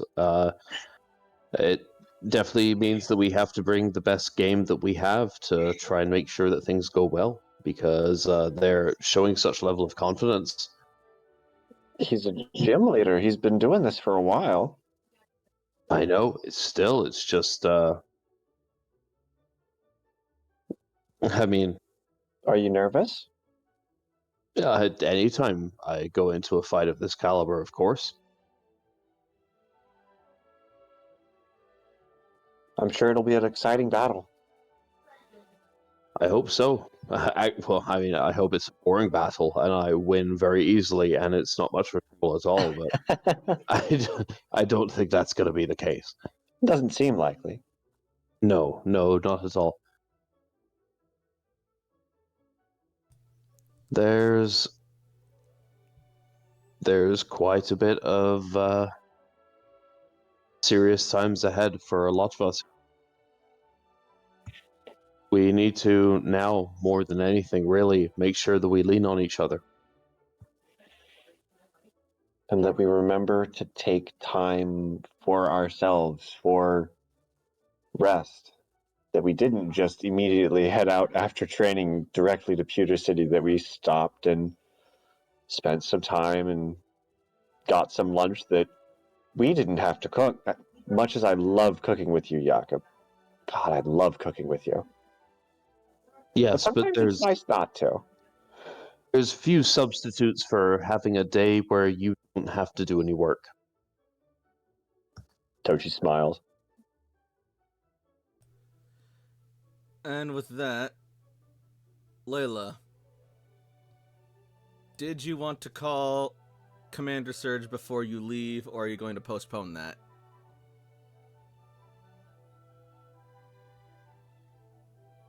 Like you've been postponing it for so long. Yeah, I know. I'm not- Okay, can you guys just give me a minute?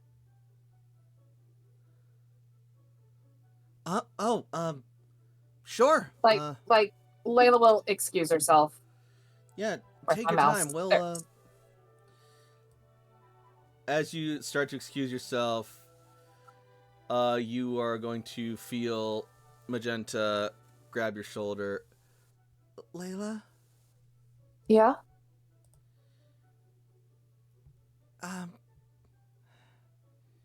Just, I wanted to say thank you for everything and good luck on your journey. And then she'll reach in and give you a small, sweet little kiss. Layla is gonna hug her when she leans in. She will reciprocate. Shut up, Jakob. Hmm.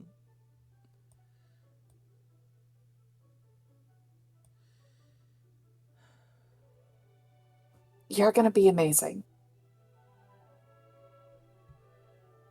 She nods. I know. Just like you.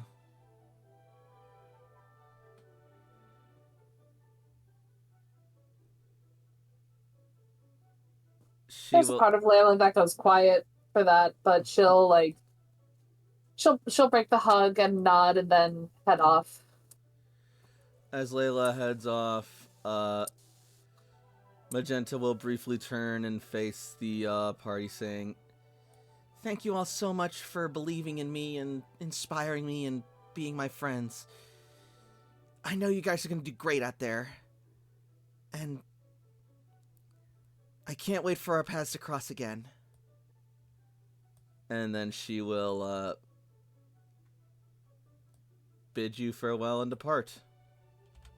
Hey, before you leave, remember, anytime that some of those Pokemon that we gave you level up, make sure that you take a picture so that you can show us next time we meet up. Count on it. I'll be in touch. Don't you ever doubt We that. wish you well. Toshi gives a thumbs Sam's up. gonna lean over to where he assumes Cece is when she's Mhm. gone and says, "Friends?" Of course. Do you I thought, need some Moo Moo I milk? thought her and Layla were more. What was that, Sam? I thought her and Layla were more. Oh, those two are more.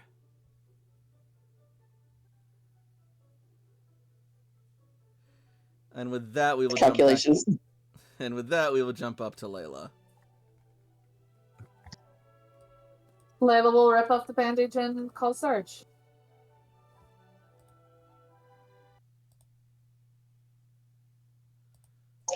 I have a question.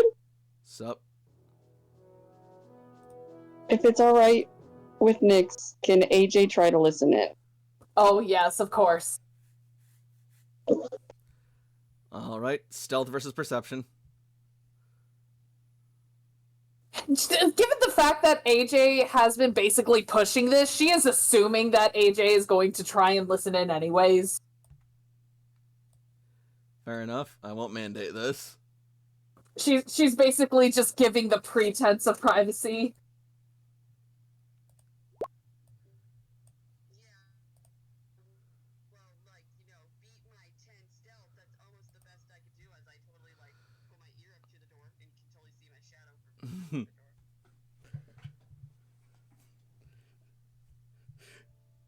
Uh-oh.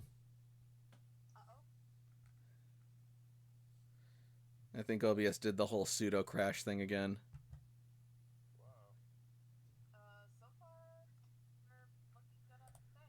Oh no. What's Iona? Did I leave my desktop audio muted this whole fucking time? Oh no, wait, no, that's fine. The desktop audio is supposed to be muted. Okay, someone talk, please.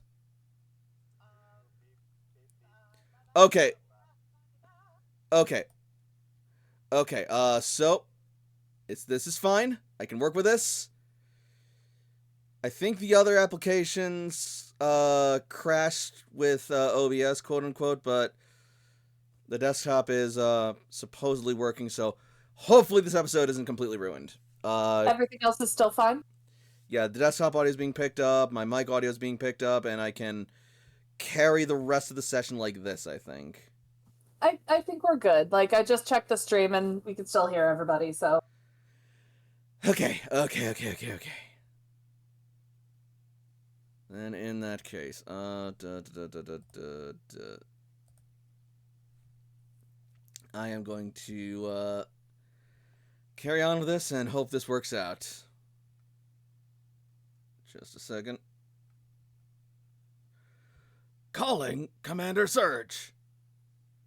All right, good. Alchemist confirms that we can still be heard. Excellent. Thank you so much. You. All right. Man, I love having these contingencies. See, you show you're prepared. Hooray! Proud of you, man.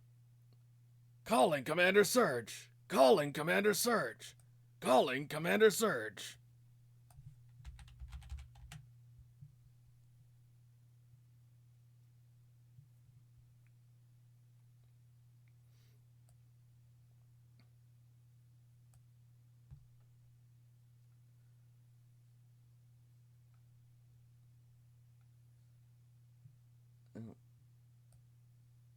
There we go.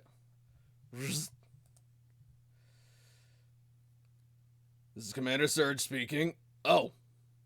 Hello, Layla. Hi, sir. You asked to speak to me? Yes, I did. I wanted to check in on you and your progress and how things are going. Okay. So here's an update on what happened. We have confirmed we have actually received a video message from Lance in the Indigo Plateau. Yeah, something weird went on over there, but we've managed to actually kind of pseudo make contact with him. We sent him a message trying to appraise him of what's happened in the last 3 months, and he told us to find Lorelei. We just got this information recently. Our plan is to start heading towards Pewter City. We will be heading out momentarily, and then we are going to begin collecting the rest of the badges.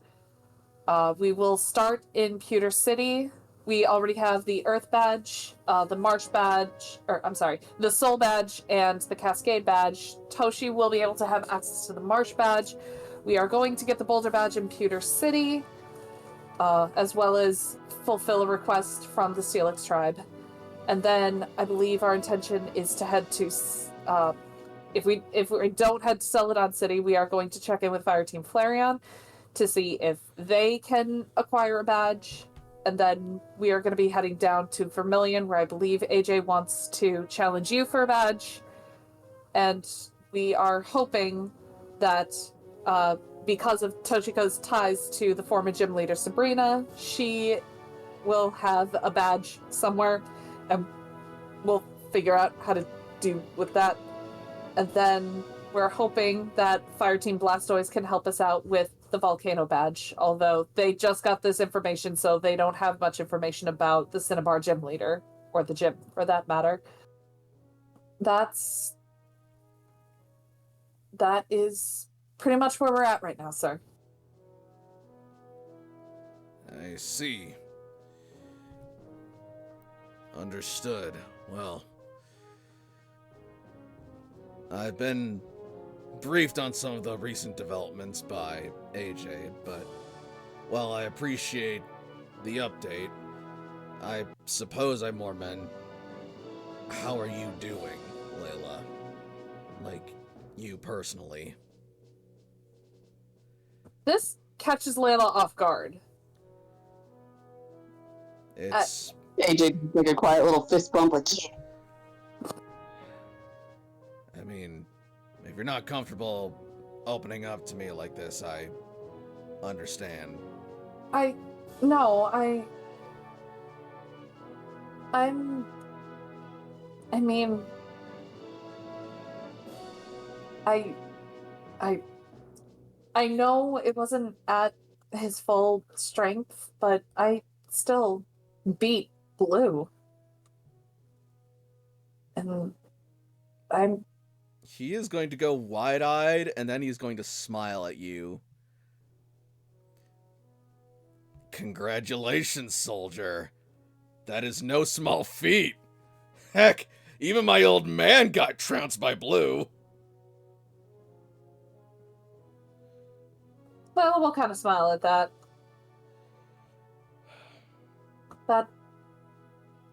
Thank you, sir. You did well, Layla. You did very well. And I'm proud of you.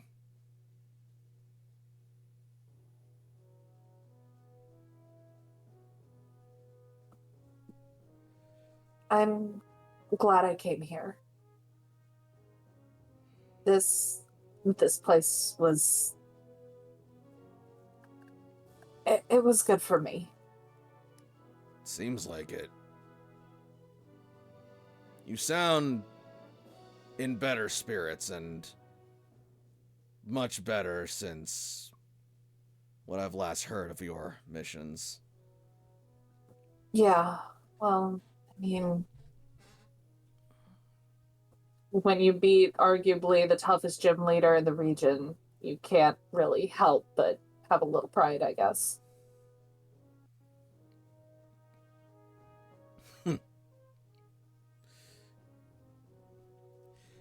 Now go and take that strength and use it to help save the region and get the rebuilders back on track.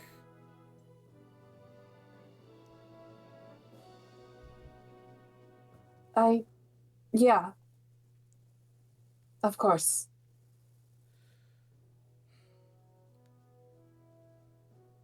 But also, I'm glad that you've taken this moment to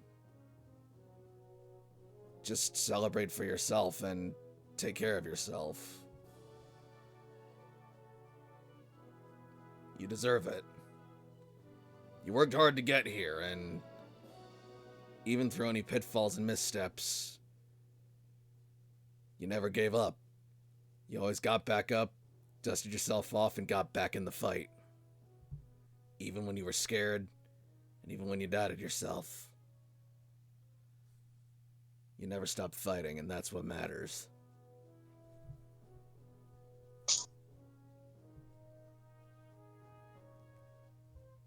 I mean, my team is kind of depending on me, so I have to fight through it, but...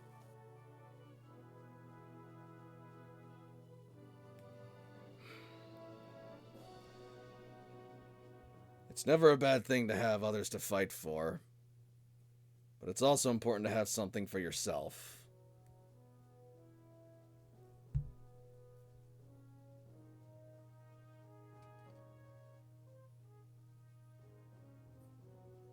Layla is... There's a part of her that's still processing because, like, these kind of moments with Surge are very rare. Like, they're not unappreciated, but, like, especially given the fact that they haven't had a conversation like this, it's kind of catching her off guard and she's not quite sure how to handle it. Sorry, I'm overwhelming you right now, aren't I? I mean... This probably was a mistake.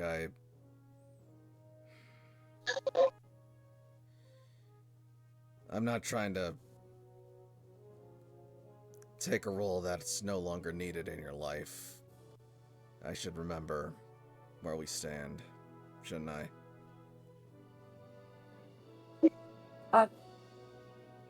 I'm sorry, sir. I don't think I understand.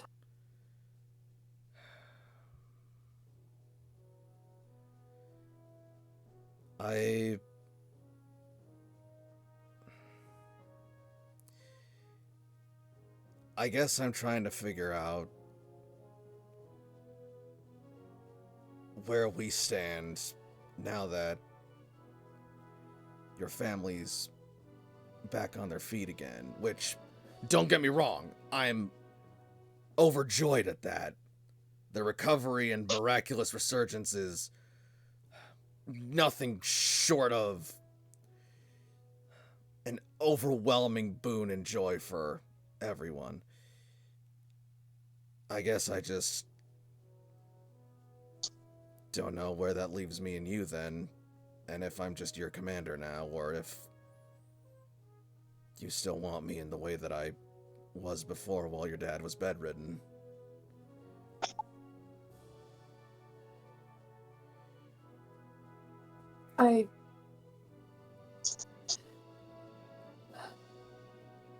Permission to speak candidly, sir?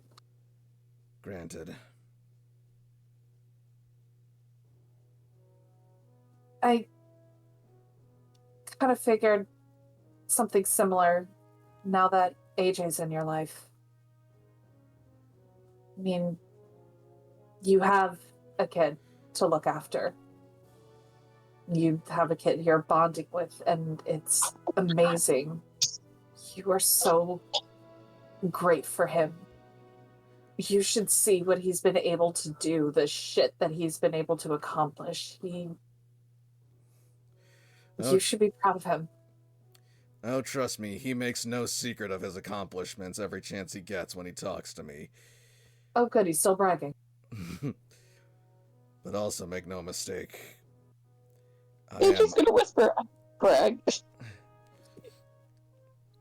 Can I do a perception just to hear that? You may.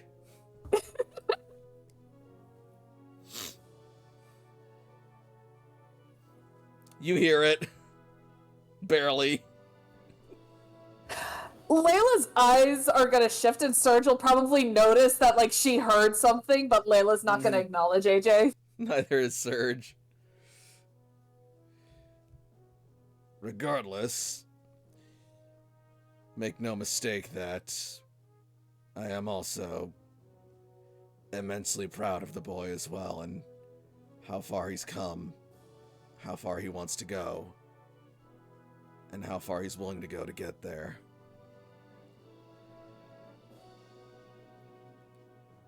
He may also stumble, and he's gonna stumble a lot. He's young, and eager and ambitious. But through each stumble, I know he'll always get back up and take the next step until he gets where he needs to go. Just like I taught you. Guess you could say I was kind of your practice round. Maybe.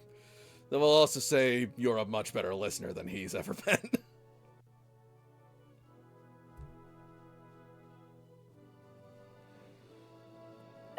When you find what motivates him, then he tends to listen. So I'm learning.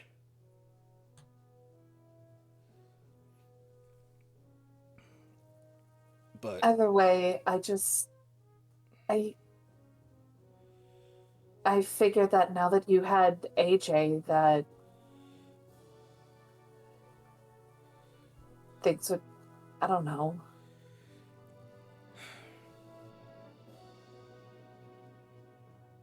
Layla,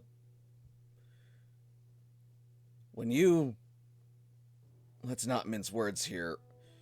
When you raise someone for over 10 years, from a child to an adult, even if they're not your own flesh and blood, and even if their parents come back into the picture eventually,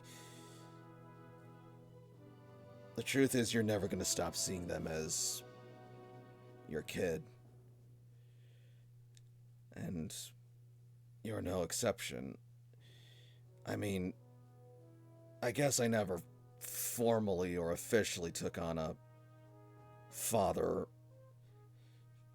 role for you, but You were practically a guardian at that point. yeah. And I took that responsibility seriously, and I did my best and took pride in raising you and how you turned out. And what you've accomplished has given me no end of pride. And what you continue to accomplish continues to inspire such pride in me. And when your family came back, I wanted to respect that the role I was fulfilling was no longer needed. But I never stopped feeling like your guardian. I just didn't know if you felt the same way, or like if you wanted me to back off now that you had your family again. So I guess I've just been trying to be cautious in that regard. I mean, you just seem so happy with your folks, and understandably so. So I think maybe I was just so focused on being stronger that I didn't. I don't know how I can say this without sounding like a jerk, but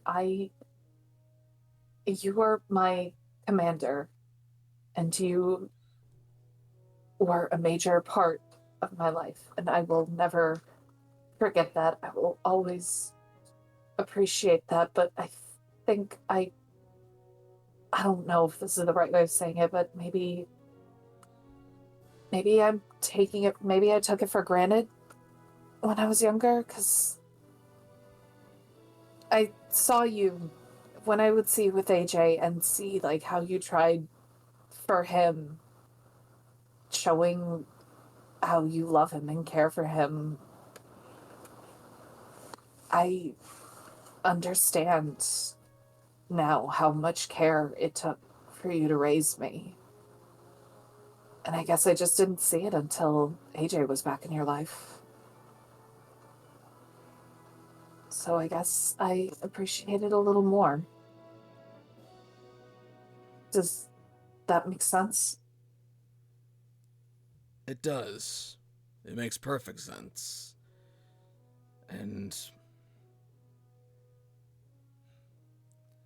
honestly, I guess it almost feels a similar way that I felt when your parents got better.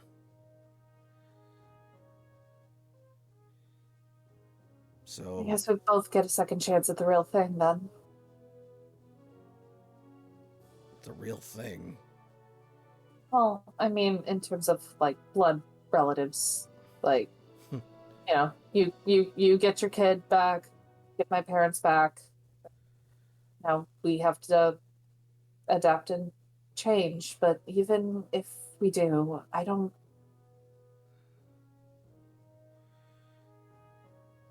can never forget what you've done for me. And I will always appreciate what you've done for me. And I'll never forget what you've done for me either, Layla. It's only thanks to you that I've been able to be so good to AJ, I think. And I guess that brings me to the next point. Just because we weren't blood related, and just because our circumstances weren't traditional, it doesn't mean our relationship, our feelings, what we were to each other was any less real, or that it is made any less real by things changing back. I will always be happy to be either your commander or a father figure to you, whatever you want me to be, or both if need be. It's a balance I'm working to strike with AJ, honestly. But it's one I want to strike, and one I want to extend to both him and you if you want it. I just want to do right by you. And I don't want to give you up if I don't have to. Well, if you want to ask both of us, and Layla's going to turn towards the entrance, then maybe we should have both of us here. AJ is so deadly quiet. Like now's the time. His sneaking would be top tier. AJ, I heard you. Eris is going to peek her head across the door. Oh, she ratted you out. Housekeeping.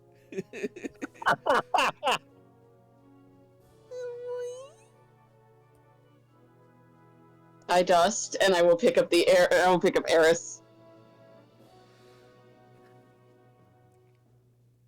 But Layla's gonna put an arm around AJ and just like pull him in. Hey! I mean, when you think about it, you've basically been a brother to me. We're already pretty much family, so. I mean, yeah, since day one. So in a weird way, this has kind of always been what it is. You just didn't realize how much yet. Oh no, you both realized it. It's just you were a coward and felt guilty, and he was a coward and really honestly took a teenager to yell at you. He looks at, like, seriously? Okay, you little shit. Don't act all high and mighty like you were the sole thing that got everything going. Yeah, dude, what about your own issues? And don't get me wrong, you got to them in time, but don't knock us down for dragging our feet when you've done the exact same thing several times over. Yeah, well, I'm a kid. What's your excuse? You're not going to be a kid for very long. No, I'm still learning. And so I'll be am I. taller than you. We'll see about that, Squirt.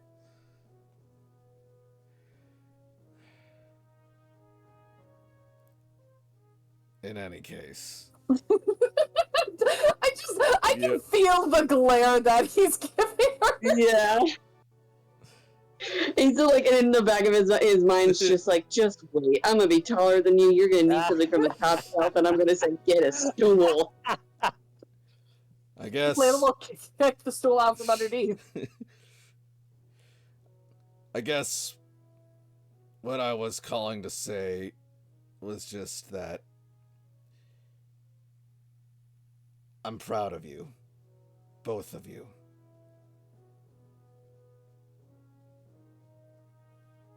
And I'm glad that I'm able to be a part of your lives.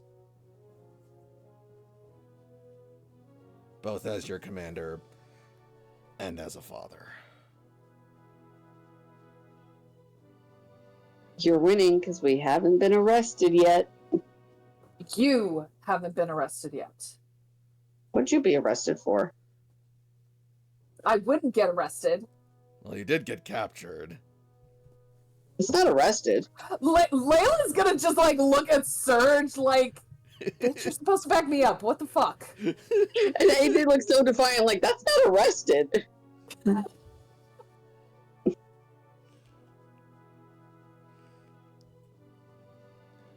Hey, you made it work to your advantage. I mean, it's really hard to contain me anyway. Like, No ask one Mom. can possibly contain you. They really can't. Well, hopefully you They can... try- Well, we'll see about that when you get back to Vermilion. What are you gonna do? Put me in a bubble? More like a thunder wave. You could try. No, Oh, kid. that's gonna be a fun challenge. Surge is gonna shake his head. No, kid. You can try.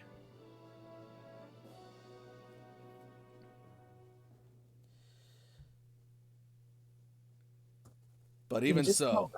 while I understand the urgency of this mission, as the current acting leader of the Vermilion City Gym and the legacy of the Thunder Badge, I cannot give this badge up without a proper fight.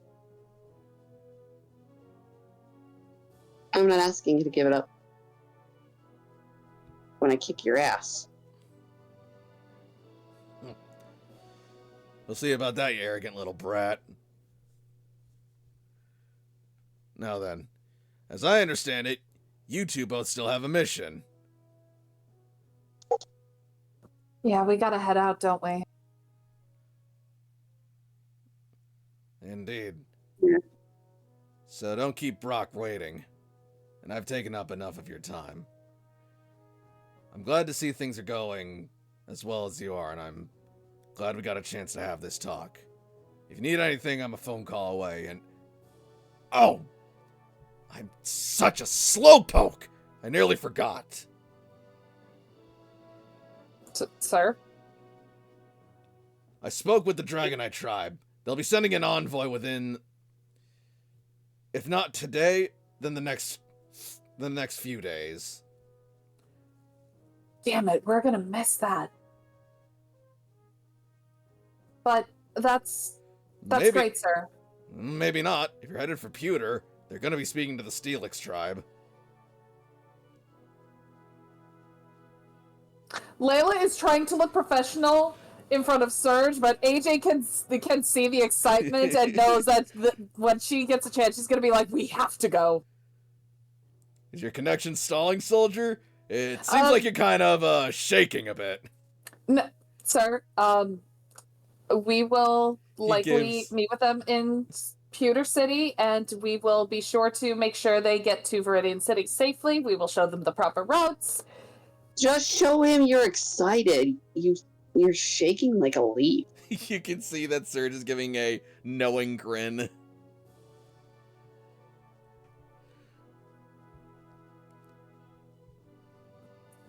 We will meet them there. All right. Keep me posted on your progress, soldier. That's an order. Yes, sir.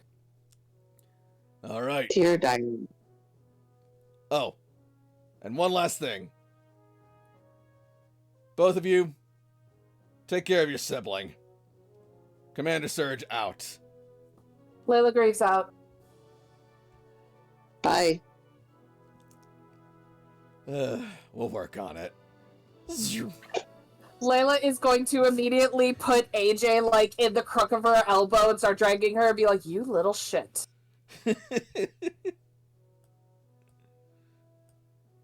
Thank you. What? Ow! You're welcome.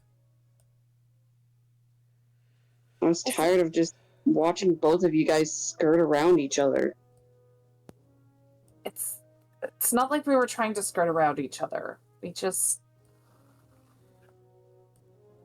We both had a lot of shit going on, but we just needed... Shit was complicated, okay? You missed me yelling at and cussing out Surge. Yeah, I know.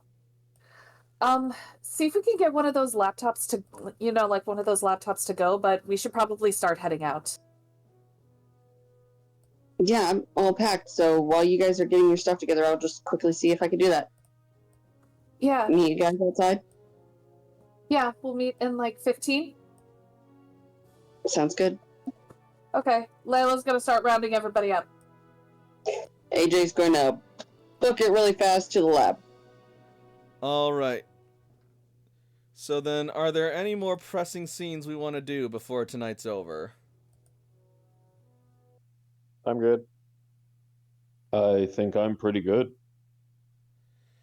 All right. I think I got what we needed. Phenomenal. Hell yeah, it was.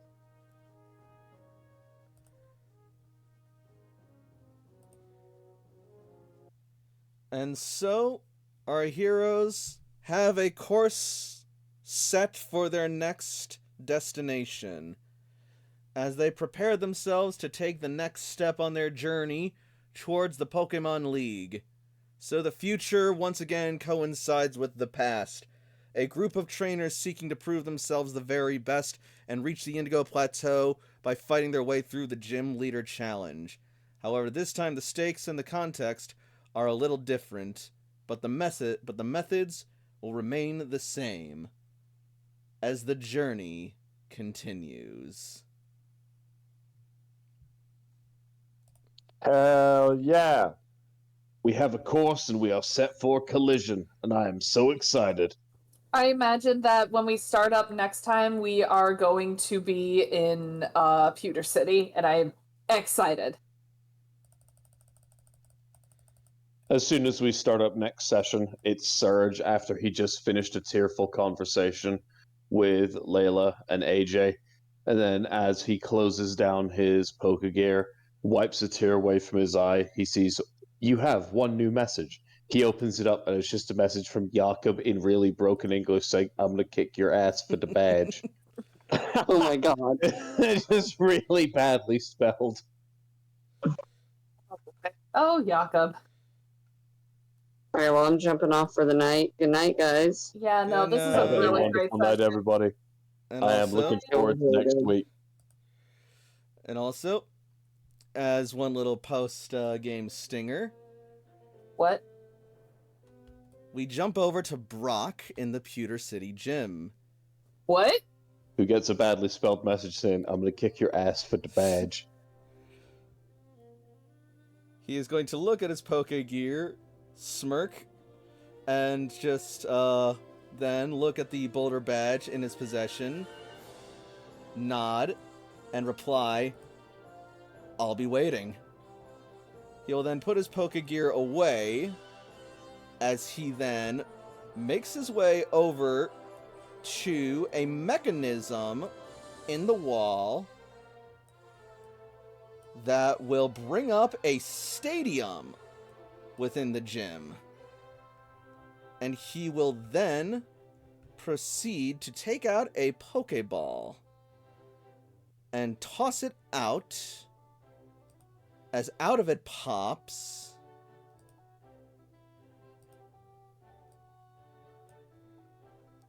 a Steelix. Cliffhanger.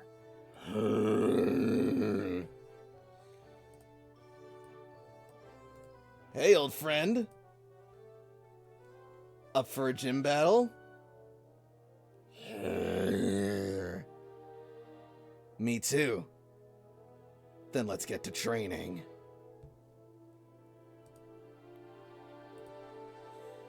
So then, what did we think of tonight's game? Oh, You know, it was okay. we got a lot of nice little, just the last leg of therapy getting out. Emotions are good and stuff, I guess. So yeah, there was a lot less combat than I thought there was going to be tonight, but that's completely fine, honestly. I'm happy to do whatever you guys want to do, and I think You a know lot of what? this stuff was still very necessary to happen, too.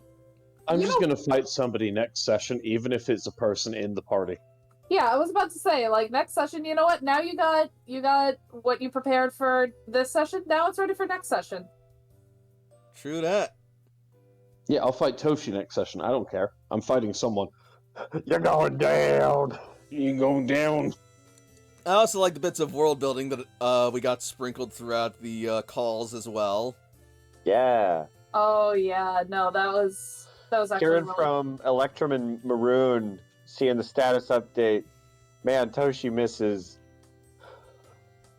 I completely forgot that Electrum had like a southern accent, and I love it. Yep. I also I cannot wait to elaborate on why Brown was disappointed with the cool contests. Yeah. I didn't. It didn't seem the time to press for Mhm. information on that, but it was intriguing. Yeah, no. I also think it's gonna be fun and interesting to see some of the other fire teams try their hands at getting badges. Yeah, I'm really excited to see, like, first of all, what the fuck Fireteam Blastoise is gonna do when they try and get there. And I'm curious to know, like, who's gonna do it. Yeah, that is Like- that's a very legitimate question. Just going by typing alone, Malcolm would be a pretty decent contender to try for it. I mean, so would Seamus too, but there's a part of me that wonders, like, I feel like Arthur, or not Arthur, Pinkerton would just be so fascinated and would rather watch. And Arthur might be so excitable that he'd want to do it, though. Oh, Arthur would be absolutely gung-ho on doing it as well, but honestly, Maroon may also want to try her hand. Yes! Hell yeah, Maroon. And I'd that be way, down to see that. and that way Maroon could have a matching badge with Jakob. Oh my god, I want to see that. I want to see Team Maroon and Pokeling Jakob fight. badge. I'm down. I'm very down. Hell yeah. And then they kiss. And then their badges kiss. They each hold their hand. They each hold their badge in their hand, and then they hold hands together. And it is like the badges. They also do the kiss. The badges kiss. Ding ding! It's so cute. And Next so, week, fight. indeed. But for now, thank you all so much for watching. Those of you watching on Twitch, follow me for more streams in the future. Those of you watching on YouTube, be sure to like and subscribe and join the Working Class Pack. Also, be sure to leave a comment and let your voice be heard and get us out there. And until next week, good night, everybody, and happy Pokemon. Good night, everybody. Bye!